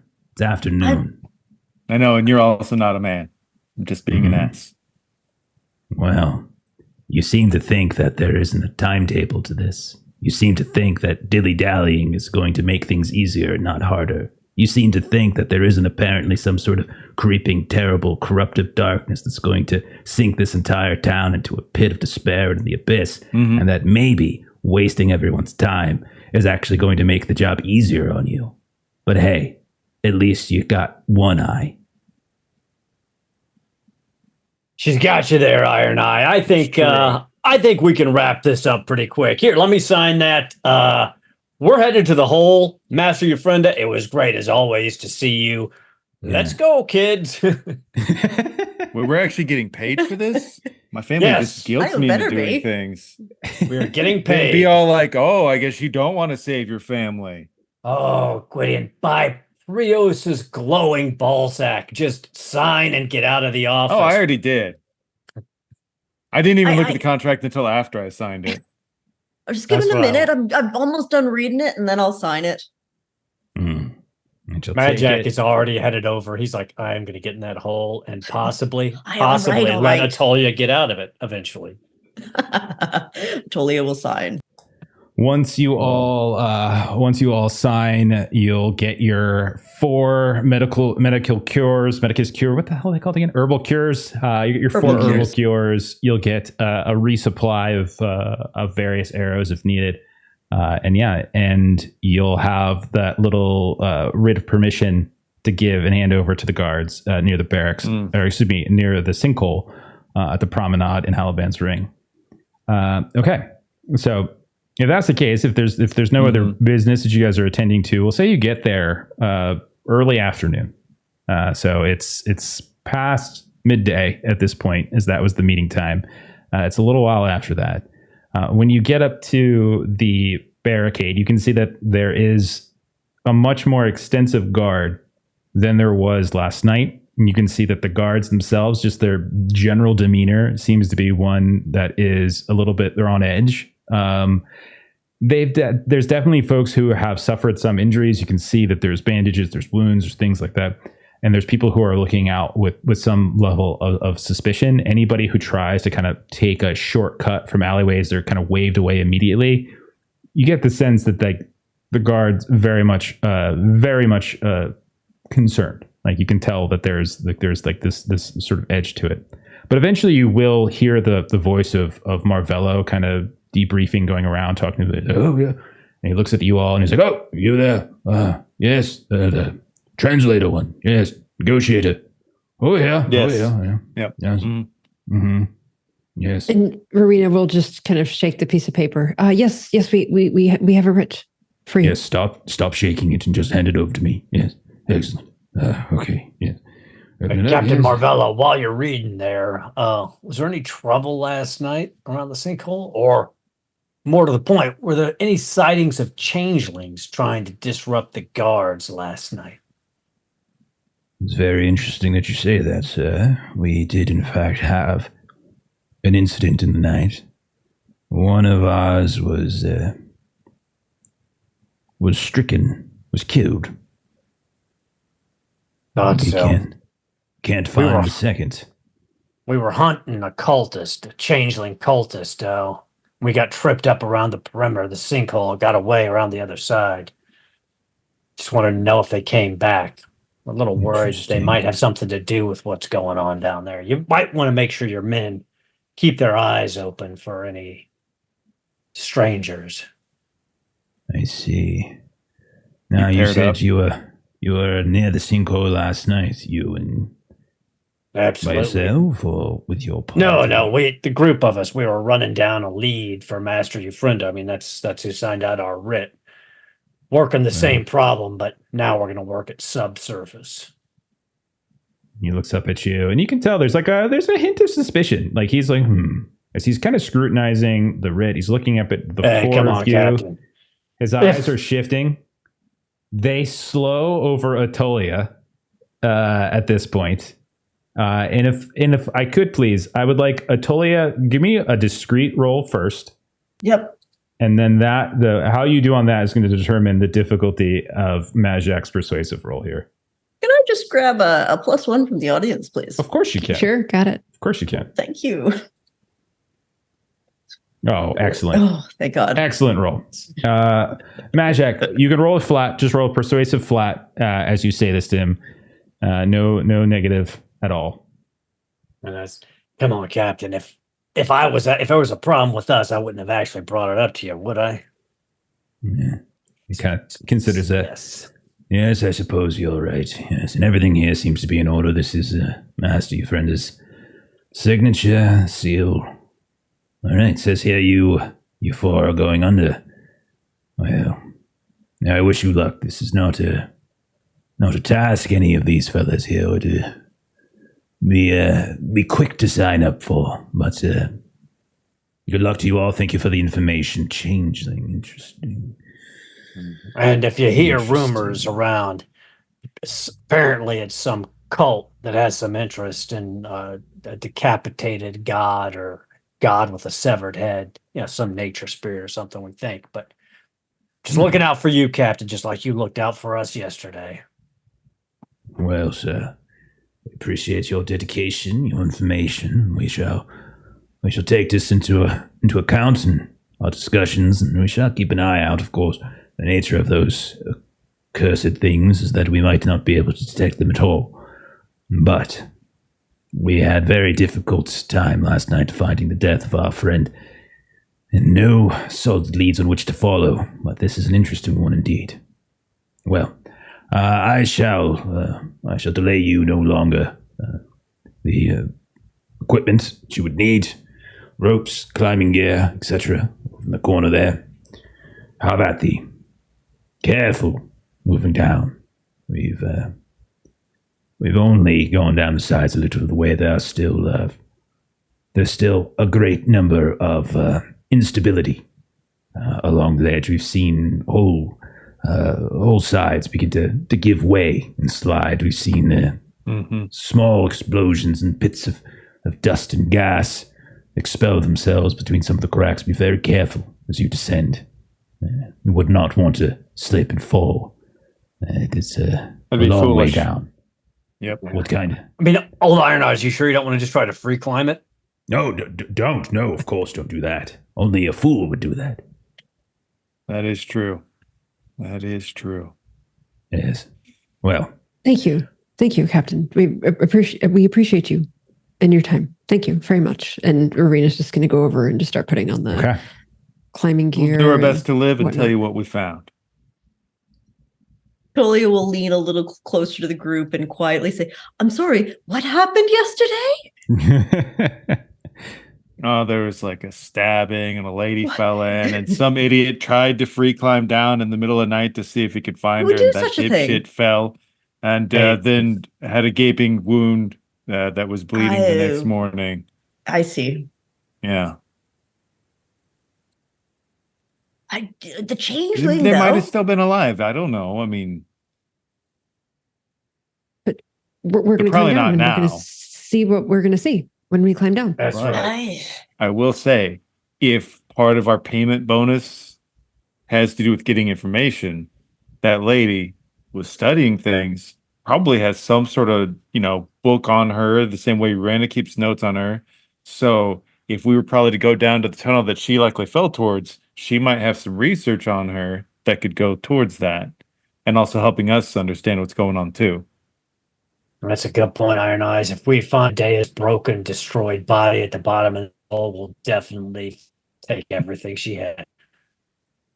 Was this part where she fell off? I mean, The sinkhole kind of funnels down into a central hole, so I think odds are we may run across her body unless something else has already eaten it. Yeah. I mean, Fair we know enough. at least the general way that it fell. All right, let's go. All right, so I need a Let's few go things feed from ourselves y'all. to the earth. What is the climb order? Who is going first? Who is going second? Who is going third? Who's going fourth? That kind of deal. As there are climb ropes as assistance, but you still are like kind of grabbing things as you go down. So there's sort of like a guide rope here and there. So who is the first to descend? Gwydion, I'll you've go. been here before. You should go first. Yep, I know. If somebody needs to mess up, I call dibs. Okay, so Gwydion, you're the first going down. Who's going to Yeah. follow behind Gwydion? I think Madjac would probably go second, so he can provide some cover once he gets down. Okay, and who would go third? Atolia is going to take off her armor and then she will go third. Okay, and then Rowena. Yep. Okay, you're gonna go last. Okay, so Atolia, are you taking it off and then like putting it in a pack and carrying it down? Yeah. I'll put it back on at the bottom. It just I only have light armor instead of the flexible armor, so it gives me a -2 in dexterity. Okay. So first, going down because you do have some equipment and such to give you a hand with this. We're gonna start. And because you're doing it during a light of day, because you have equipment, etc., everyone make a vigilant +3 as you descend. This is more about trying to find the right places to put your feet to like where to kind of grab. There is the guideline still, but you still have to kind of figure out where to go. It's not like modern climbing gear where you have like perfect clips and things like that. So as you start moving down.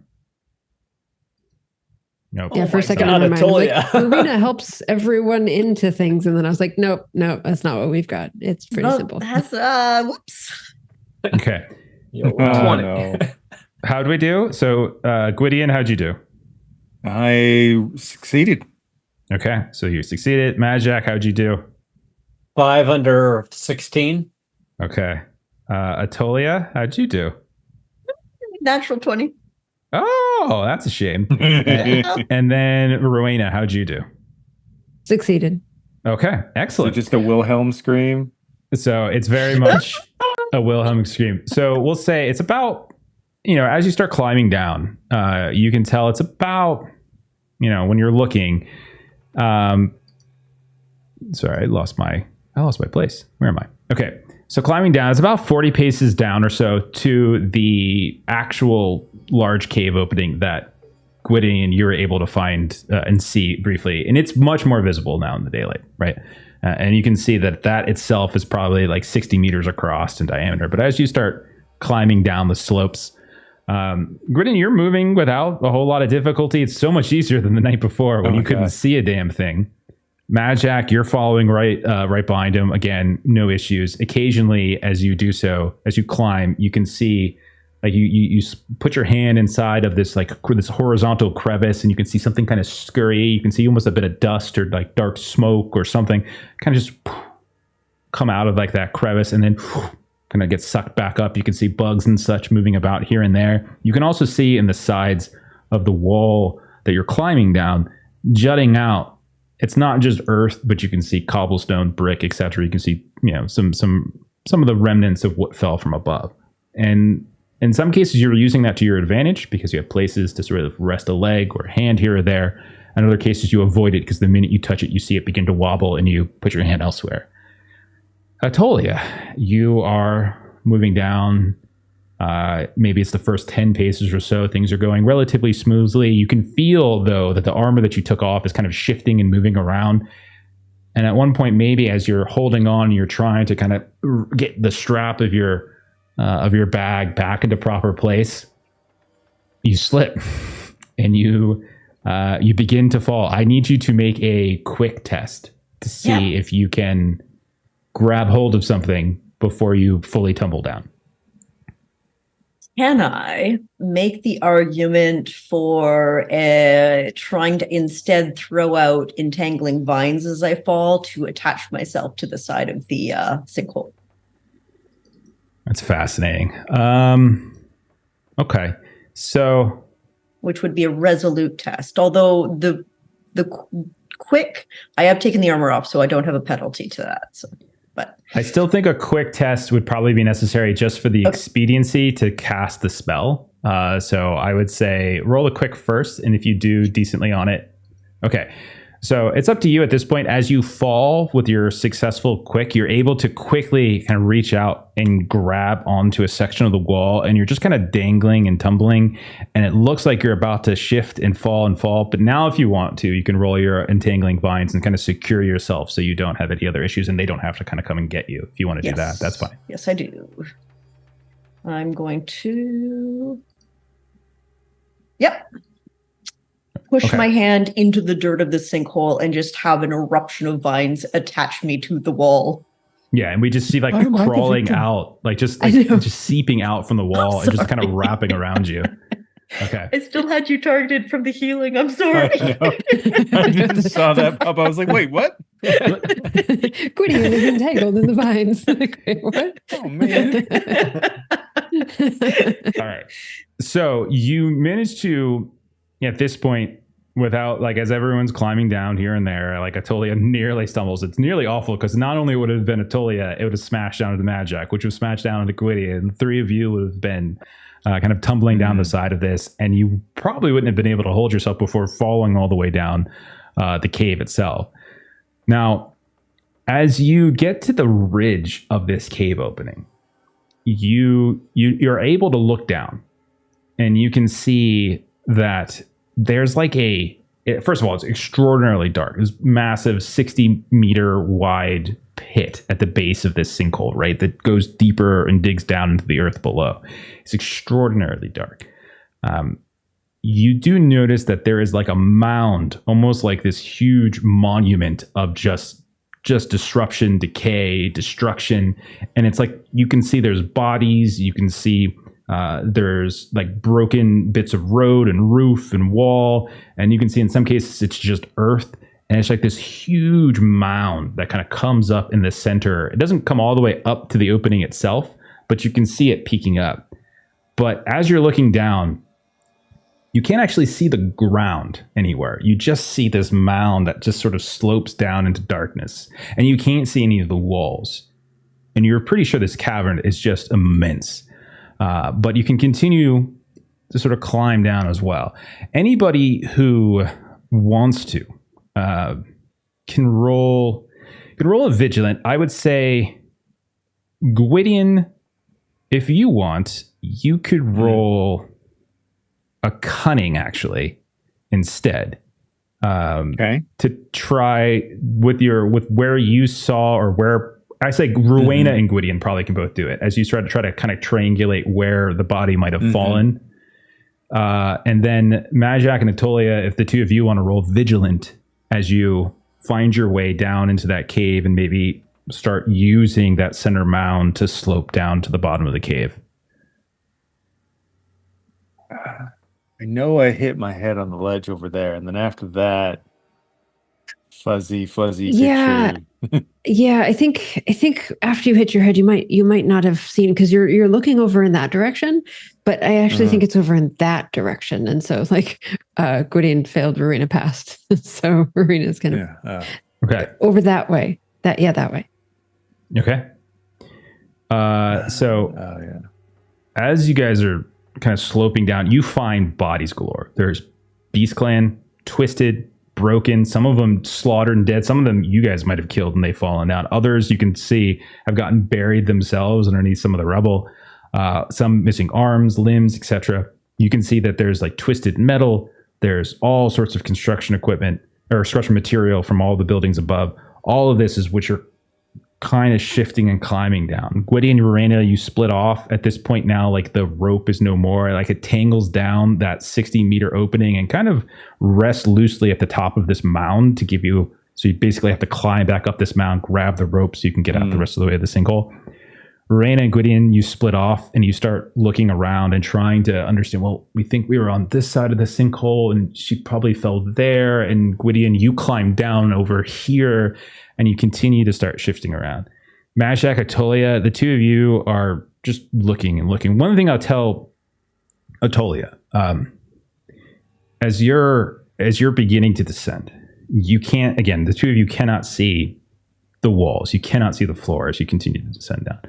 But there is a very distinct feeling that begins to overwhelm Atolia a little bit. You can kind of feel it in the back of your neck, or maybe the hairs on your arm begins to stand on end. You feel this kind of sickness in your throat begin to come up. And it's the feeling that often comes when you are kind of overwhelmed with like the corruptive effects of your magic, except you can almost kind of feel it ambient in the environment as you're climbing down, as if this very place itself that you're climbing into is in and of itself corrupted in some fashion. Madjac, you can see as you're starting to climb down, and it makes sense because your mind is one that profit and such. In addition to all these corpses and things that you're seeing, you're noticing that there is this beautiful, crumpled, but very large copper sign that is just sticking out the side. That, I mean, it's copper, and it's in relatively good shape. As you dislodge it on your way down, you can see that it's the sign for the Fern, which was a tavern that used to exist in this particular place. Like, I mean, just looking at this alone, it's maybe 3 feet in width and another 2 feet in height. The metal alone would be useful, would be something you could sell to like a merchant or something just for scrap. Like this would get Thaler just on its own. Like you can see. There's other bits here and there. You see like a body there, a body there, but like every time you dig in or look around, you don't really see an easy access to this or that. But this, like, it's almost like shining from a light coming down from above. Well, And if we then- don't find anything else on the way out, we're taking this thing with us. Well, we could use it as a shovel to dig if we needed to dig. It could be useful. There's other things maybe we could use it for if I got needed. a shovel. I mean, this is a big sign made of copper. This is not gonna be light. I'm not carrying this down this mound of bodies, but I on the would way up. agree, because we ought to move a little bit quickly in here. I'm not feeling like this is a place we want to be for a long time. See Madjac's the tip of his spear just hovers closer to Atolia for a second. You're not starting to feel bad, are you, kid? I am, but not in the way you mean. This place itself has got that feeling. All right. Well, if And you that's start, going to go spitting to up you, black too. shit and looking all All crazy, right. yeah. I cannot heal you, you know. Hey, you don't need to worry about me. I'm feeling fine as a daisy. Wait, so the incredibly dangerous sinkhole full of abominations that came up and formed knives to stab us repeatedly, it's bad? Yes, but Oh also my just gosh. the radius aura here is going to cause a bit of corruption on you. I feel if we stay down here too long, I don't like Okay. it. Well, let's get a move on then. True. We don't want to get cranky. Okay, so as Rowena and Gwydion, you're looking around, you do finally, through kind of careful study and some sort of intuition, it takes a little time because you find there's more than one false start. There's more than one body that you find. This might be, no, it's not her. This might be, no, it's not her. But you do, in fact, at one point, Rowena, you find and you see from a distance there is a body that's kind of hanging in this on the slope of that big mound in the center, and you can see that one arm is kind of outlaid. It's not really covered with any debris. So many of the other bodies you see are at least partially covered, and this one isn't, and it's not even covered in like dust the way that others are. And you can see that there is this white, it's now tarnished robe that you saw her in. Like when you saw her running in the shadows, being chased the night before, lantern light was making it look less white, a little bit more off-colored, but it's got this this whitish color to it. But you do in fact see the body. Now you never got a really up-close view of her. You were at some distance, but you do remember the brunette hair, a little not dark skin, but you can tell olive or tan to a degree. Young So probably like in the inner 20s or so, maybe you would think something along the lines. And all of this basically checks out. And so you find this body. It's broken. It's mangled. And then you can see that there is a huge stab wound that's been stabbed and like twisted, and that cinches it for you, Verena. You're confident that at the very least, this is the woman you saw above get stabbed that you and Dismas saw. Now, you didn't bring Dismas to confirm, but at the very least, it is the woman you saw the night before. And so Verena will kind of see this up ahead. Gwydion, I'm so very glad that you didn't fall all the way down. I do believe that we have found the woman that we're looking for, and she did not, in fact, as we suspected, survive the fall all the way down here. I'm so very thankful that you were able to grab a foothold and a handhold last night so that you do not look like this on this morning. Yeah, that And was so she not one of goes my over. smartest ideas. Yeah, Closer I'm to gonna be the honest body. with you. Looks like she's been lung stabbed anyway. I mean, she'd have drowned in her own blood before she even hit this pile. So I mean, I don't know. I mean, if it was me, I would want somebody to have tried if they had just seen me go over the edge. Like, who am I? sunshine, you do you. I love your enthusiasm. That's one word for it. Now, search her, strip her down, find any information she's got. I want to get a good look at her for a moment, if you don't mind, first with all this stuff on her. Maybe if you do take her robe off, it might be good. I'm going to try to shapeshift into her. So in the future, if we need to walk around the surface as her to attract certain attention, we might be able to do such a thing. That's good thinking. That is such a good idea. And she'll just kind of move everything out of the way and, kind of make sure that kind of her robes and everything are off of her face. So my shape-shifting ability, I need to sort of study the person a little bit from my understanding of it. It does say I get the voice. I don't know if I would construct, I didn't hear her. So there's two things. So one, yeah, that's true. You haven't heard her, but also you're only at novice. Novice can't take a specific individual's form. That's something you get once you get up to master or adept. I think adept. Looking at novice, but I will say, like, you can make a resolute test right now to maybe put the image of her in your memory so that later you might be able to do it. I might be able to give you a bonus on it. We'll figure it out later. But I would say if you want to make a resolute test now, to try to just study in depth the body itself. I would like to do such a thing, yes. Okay. Because I have rolled well. And so the three of you have seen Attilia attempt shapeshifting before, right? Like that is something that seems to be shared between you. So you're aware of her ability, and you're aware generally of changelings. I think all of you, one way or the other, would be aware of them. And so you can see as Attilia tries to take on the specific shape, there's inconsistencies in the face. Like like from a distance, maybe she could be mistaken. But once you get up close, you can see that the face itself is different. Like the bone structure is not quite the same. The nose is maybe a little more pointed than intended. Maybe like the weight on the face and the arms is just a little bit off. But the colors of the hair, the color, of the clothes, all of it is kind of there. Under halfway decent scrutiny, it probably would be deduced. But if someone wasn't really paying attention, it might. So you have like the vague shape of a woman of this age and of this build and of this this type of clothing. I'll keep working at it, but this is sort of getting there.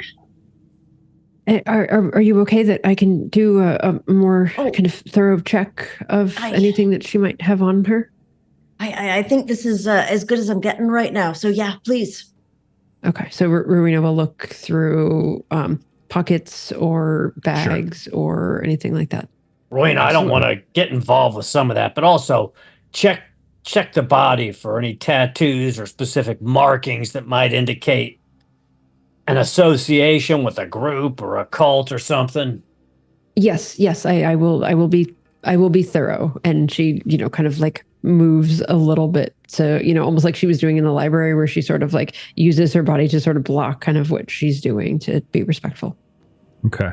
Turn my head. Vigilant test. I would say give me a vigilant -5. Some of this you're just going to obviously get, but there's a few things that might be a little bit harder to see. So you can give me a vigilant -5.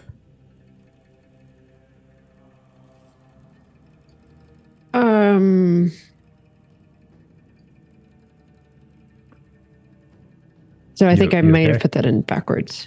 Because Okay, if it's easier to find, I went the other direction. No. +5 would make it easier to find. -5 is it's harder to find. Oh yeah, I'm It's supposed to be hard. My vigilance is 7, so I was rolling it for a 2. Okay. So a few things you find as you start to examine the body. A tangled mess of hair, but you also notice that tangled up in it is what looks like a broken necklace chain. Like you don't see like any sort of locket or pendant that's attached to it, just a chain itself that's kind of tangled up into it. You find a belt purse, and maybe, as you're going through it, first there's coins. You can hear it clink, clink, clink. 6 thaler, 12 shilling.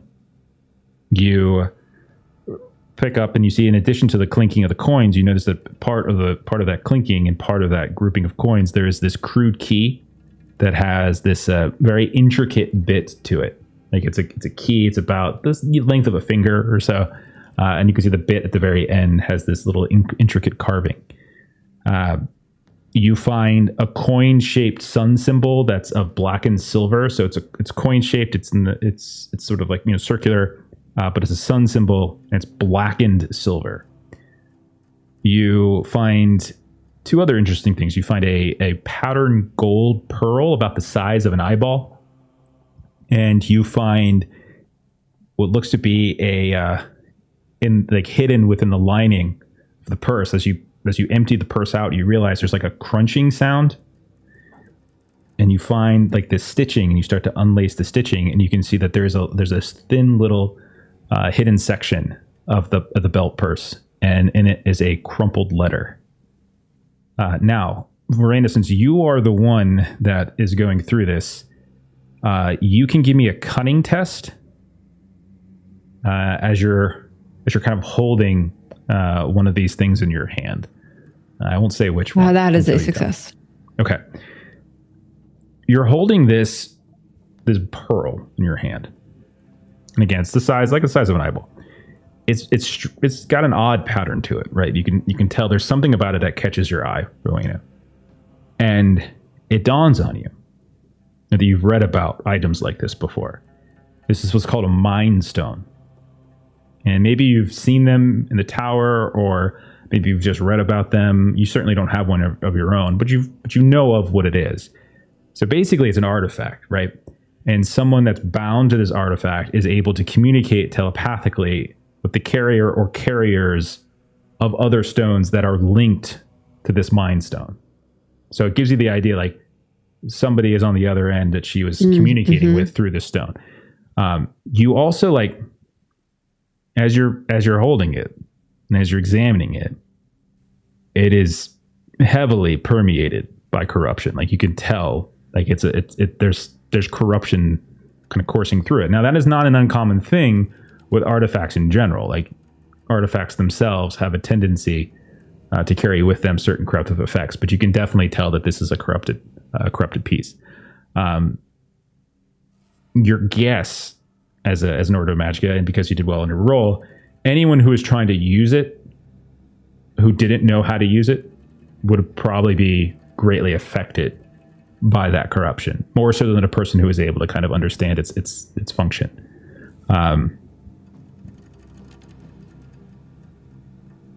And so, yeah, this is everything. You would know exactly what this is. Yeah, and so Rowena is sort of in a organized sort of way.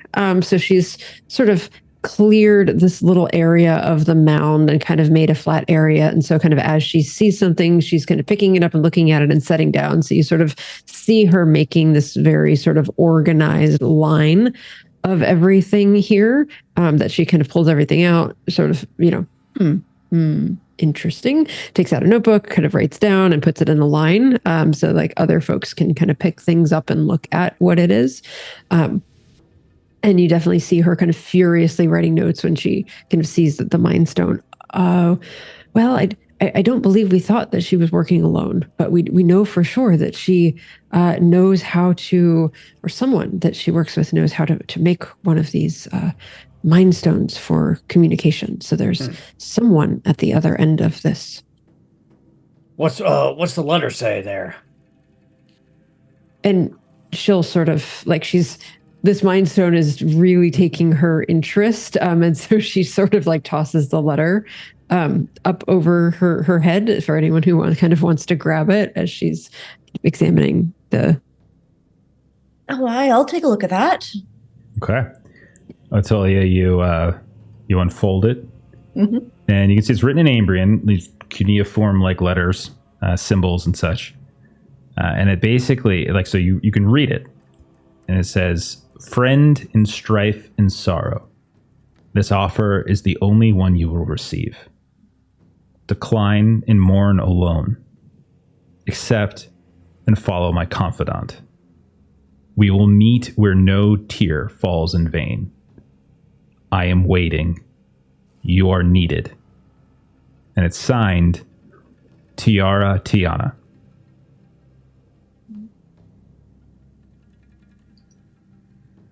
So, Now, you also I totally notice would have read that out, to everyone. there's a couple things you notice. First of all, that letter is sealed. It's not addressed to Anadea either. And then, if you're reading that out loud, Madjac, roll a. Give me a cunning -4, we'll say. This is likely not to go well. Take a point from the audience. Point from the audience. All right, I'll take a point from the audience to make it a -3. What you rolling there? I mean, under. D20. Well, it's got to be under a 7 now, so we'll see. Hey, that's 1 in 3 It's not chance to get bad. this. I got it too. Hey. Wow, okay. With a success. First of all, like when you hear the name, it has like it certainly has a elvish sound to it, first of all. And so that you know right off the bat. And I would say any of you who have ever had dealings with elves, which are limited, it does have that kind of sound. But secondly, Madjac, I would say you recognize the name. I'm not going to say you have a personal connection to her, but you recognize the name. That this elf, is the member of like the Iron Pact. You're pretty sure that you've probably maybe heard her name before in the past. That she is. How do I put this? Not assigned to Thistlehold, but that she has been kind of monitoring Thistlehold. That she has been somebody who has kept a very close eye on this town for reasons. But you would know of her. You would know her as a member of the Iron Pact. Would he recognize the location of where no tear falls in vain? Yes. You don't know where it is, but the Hall of Tears. And it's not, and it's probably something that even Rowena, if you wanted to roll like a cunning test or something like that, it's essentially kind of a meeting place for elves. Like it's possible at some point. I'm not sure what. You'd have to dig into the abducted human component of it. Like it's not the type of place that you can just kind of point to on a map, right? That's not the way elves work. Yep. But you would know the Hall of Tears. That phrase would come to mind, and it is a sort of a kind of a sanctified or a kind of a holy sort of place, sort of transitional place that you could potentially find access to. And again, I don't think Madjac would have that information in his head and how to do it, but you would be very well aware of what the hell's going on. Like she was it sounds like she was in contact with an elf in the Iron Pact. So Madjac swears in Elvish for a second, and then he goes, "Well, I'll tell you, I got good news and I got bad news. I know the name, Tiana. She's a member of the Iron Pact. She's an elf. My mentor slash tormentor slash the guy left for dead, Resh Kinzai, used to speak of her often. She used to, I guess you could say, monitor Thistlehold. No love lost for the Ambrians, let's put it that way. But there's a chance, depending on how far the information about my falling out with my mentor has spread, we might be able to make contact with her, might be able to get some information.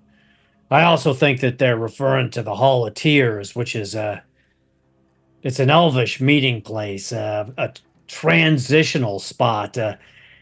It's not any place you can point to on a map. I can't get us there, but she might be able to if we could convince her that we're trying to help. So if this whole sinkhole situation fizzles out, we want to pursue this further, it's a lead. We should definitely keep the letter with us. Well, if I can get her face down, then maybe it'll be all right for us to walk up to an elf for it. This tiara. Let me just throw this out there. Elves are pretty good at spotting changelings because, well, they're the ones that plant changelings, and this is true. Lying to a member of the Ironsworn about your identity is likely to make sure that your intestines are on the outside of your body.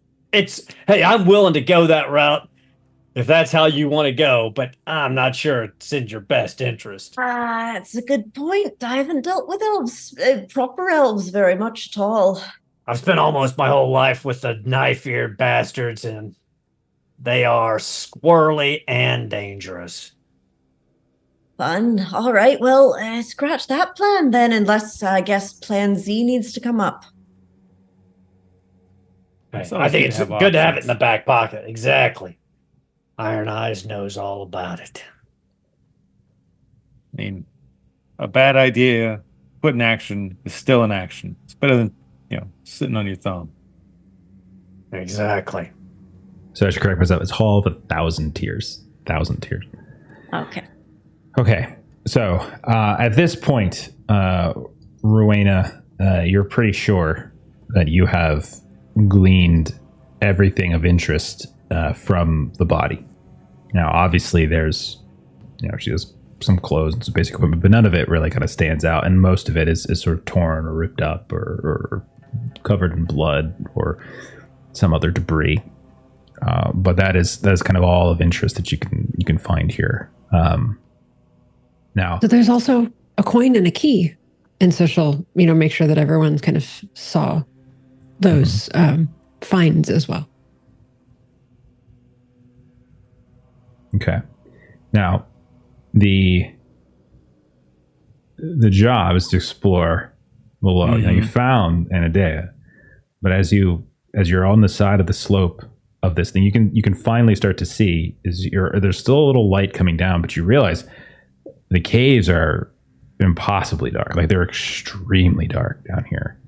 And I'm presuming we have torches, lanterns, something like that. So if you didn't have it your own, I'm more than happy to say that Order of Magic has supplied them. So one of you lights up a torch, and you begin to descend. No longer the guiding rope attached. Body of Anadea is there if you want to retrieve it on your way back out. And that sign that you had found, the heavy kind of copper sign.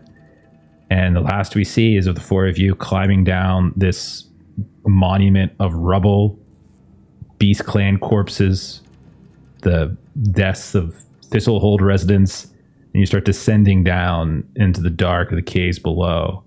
And at a certain point, your feet hit the cavernous ground. And that's where we'll go ahead and stop. And we'll pick up next week with the exploration of these caves. Yay! All right. Yay! Awesome. Nice. Big fun. Love this game. Yeah, it's gonna be good. I'm excited about this one. Some good. It's gonna be fun. It's gonna be fun. Okay, fantastic. And somewhere in Thistlehold, chickens, lost chickens. Has anyone found the chickens? We're really I lucky that just- he didn't find us before we went down. Yeah, I thought about having it happen again. I was fully expecting as we were climbing Yeah. down this body Yeah. pile of Where are you bodies guys for going? Dismas to come flying over the edge and down on top of catch me. Gwydion. Good catch. It's pretty good. It's interesting though, because the protege is a burden. So basically, if something bad happens to him, that's not good for Gwydion.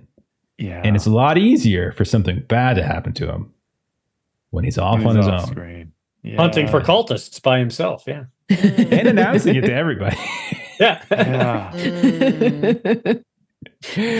Oh goodness. As Euphrinda was like, we need, go down there and don't tell anyone what you found. It was definitely like, oh yeah, he can't come with, he can't keep a secret for That's a good anything. point. Are you kidding? No. He has very little. He doesn't actually have very good stats. They're all weak resistance. He's very weak and he earns no experience. So that's just the nature of it. He very much is a burden. You're carrying him around. Oh goodness. I love it. Yeah. Okay. Well, that's it for tonight. We will continue next week with more Symbaroum. Let's go ahead and do some closing plugs and we'll get on out of here. We'll start with Aaron. Aaron, what's going on with Aaron? What's going on over on Garblock? We got new stuff, I think, right? New stuff on Wednesday at 1 p.m. Pacific Standard Time. You can check us out for the new Warhammer Fantasy Roleplay 4th Edition campaign.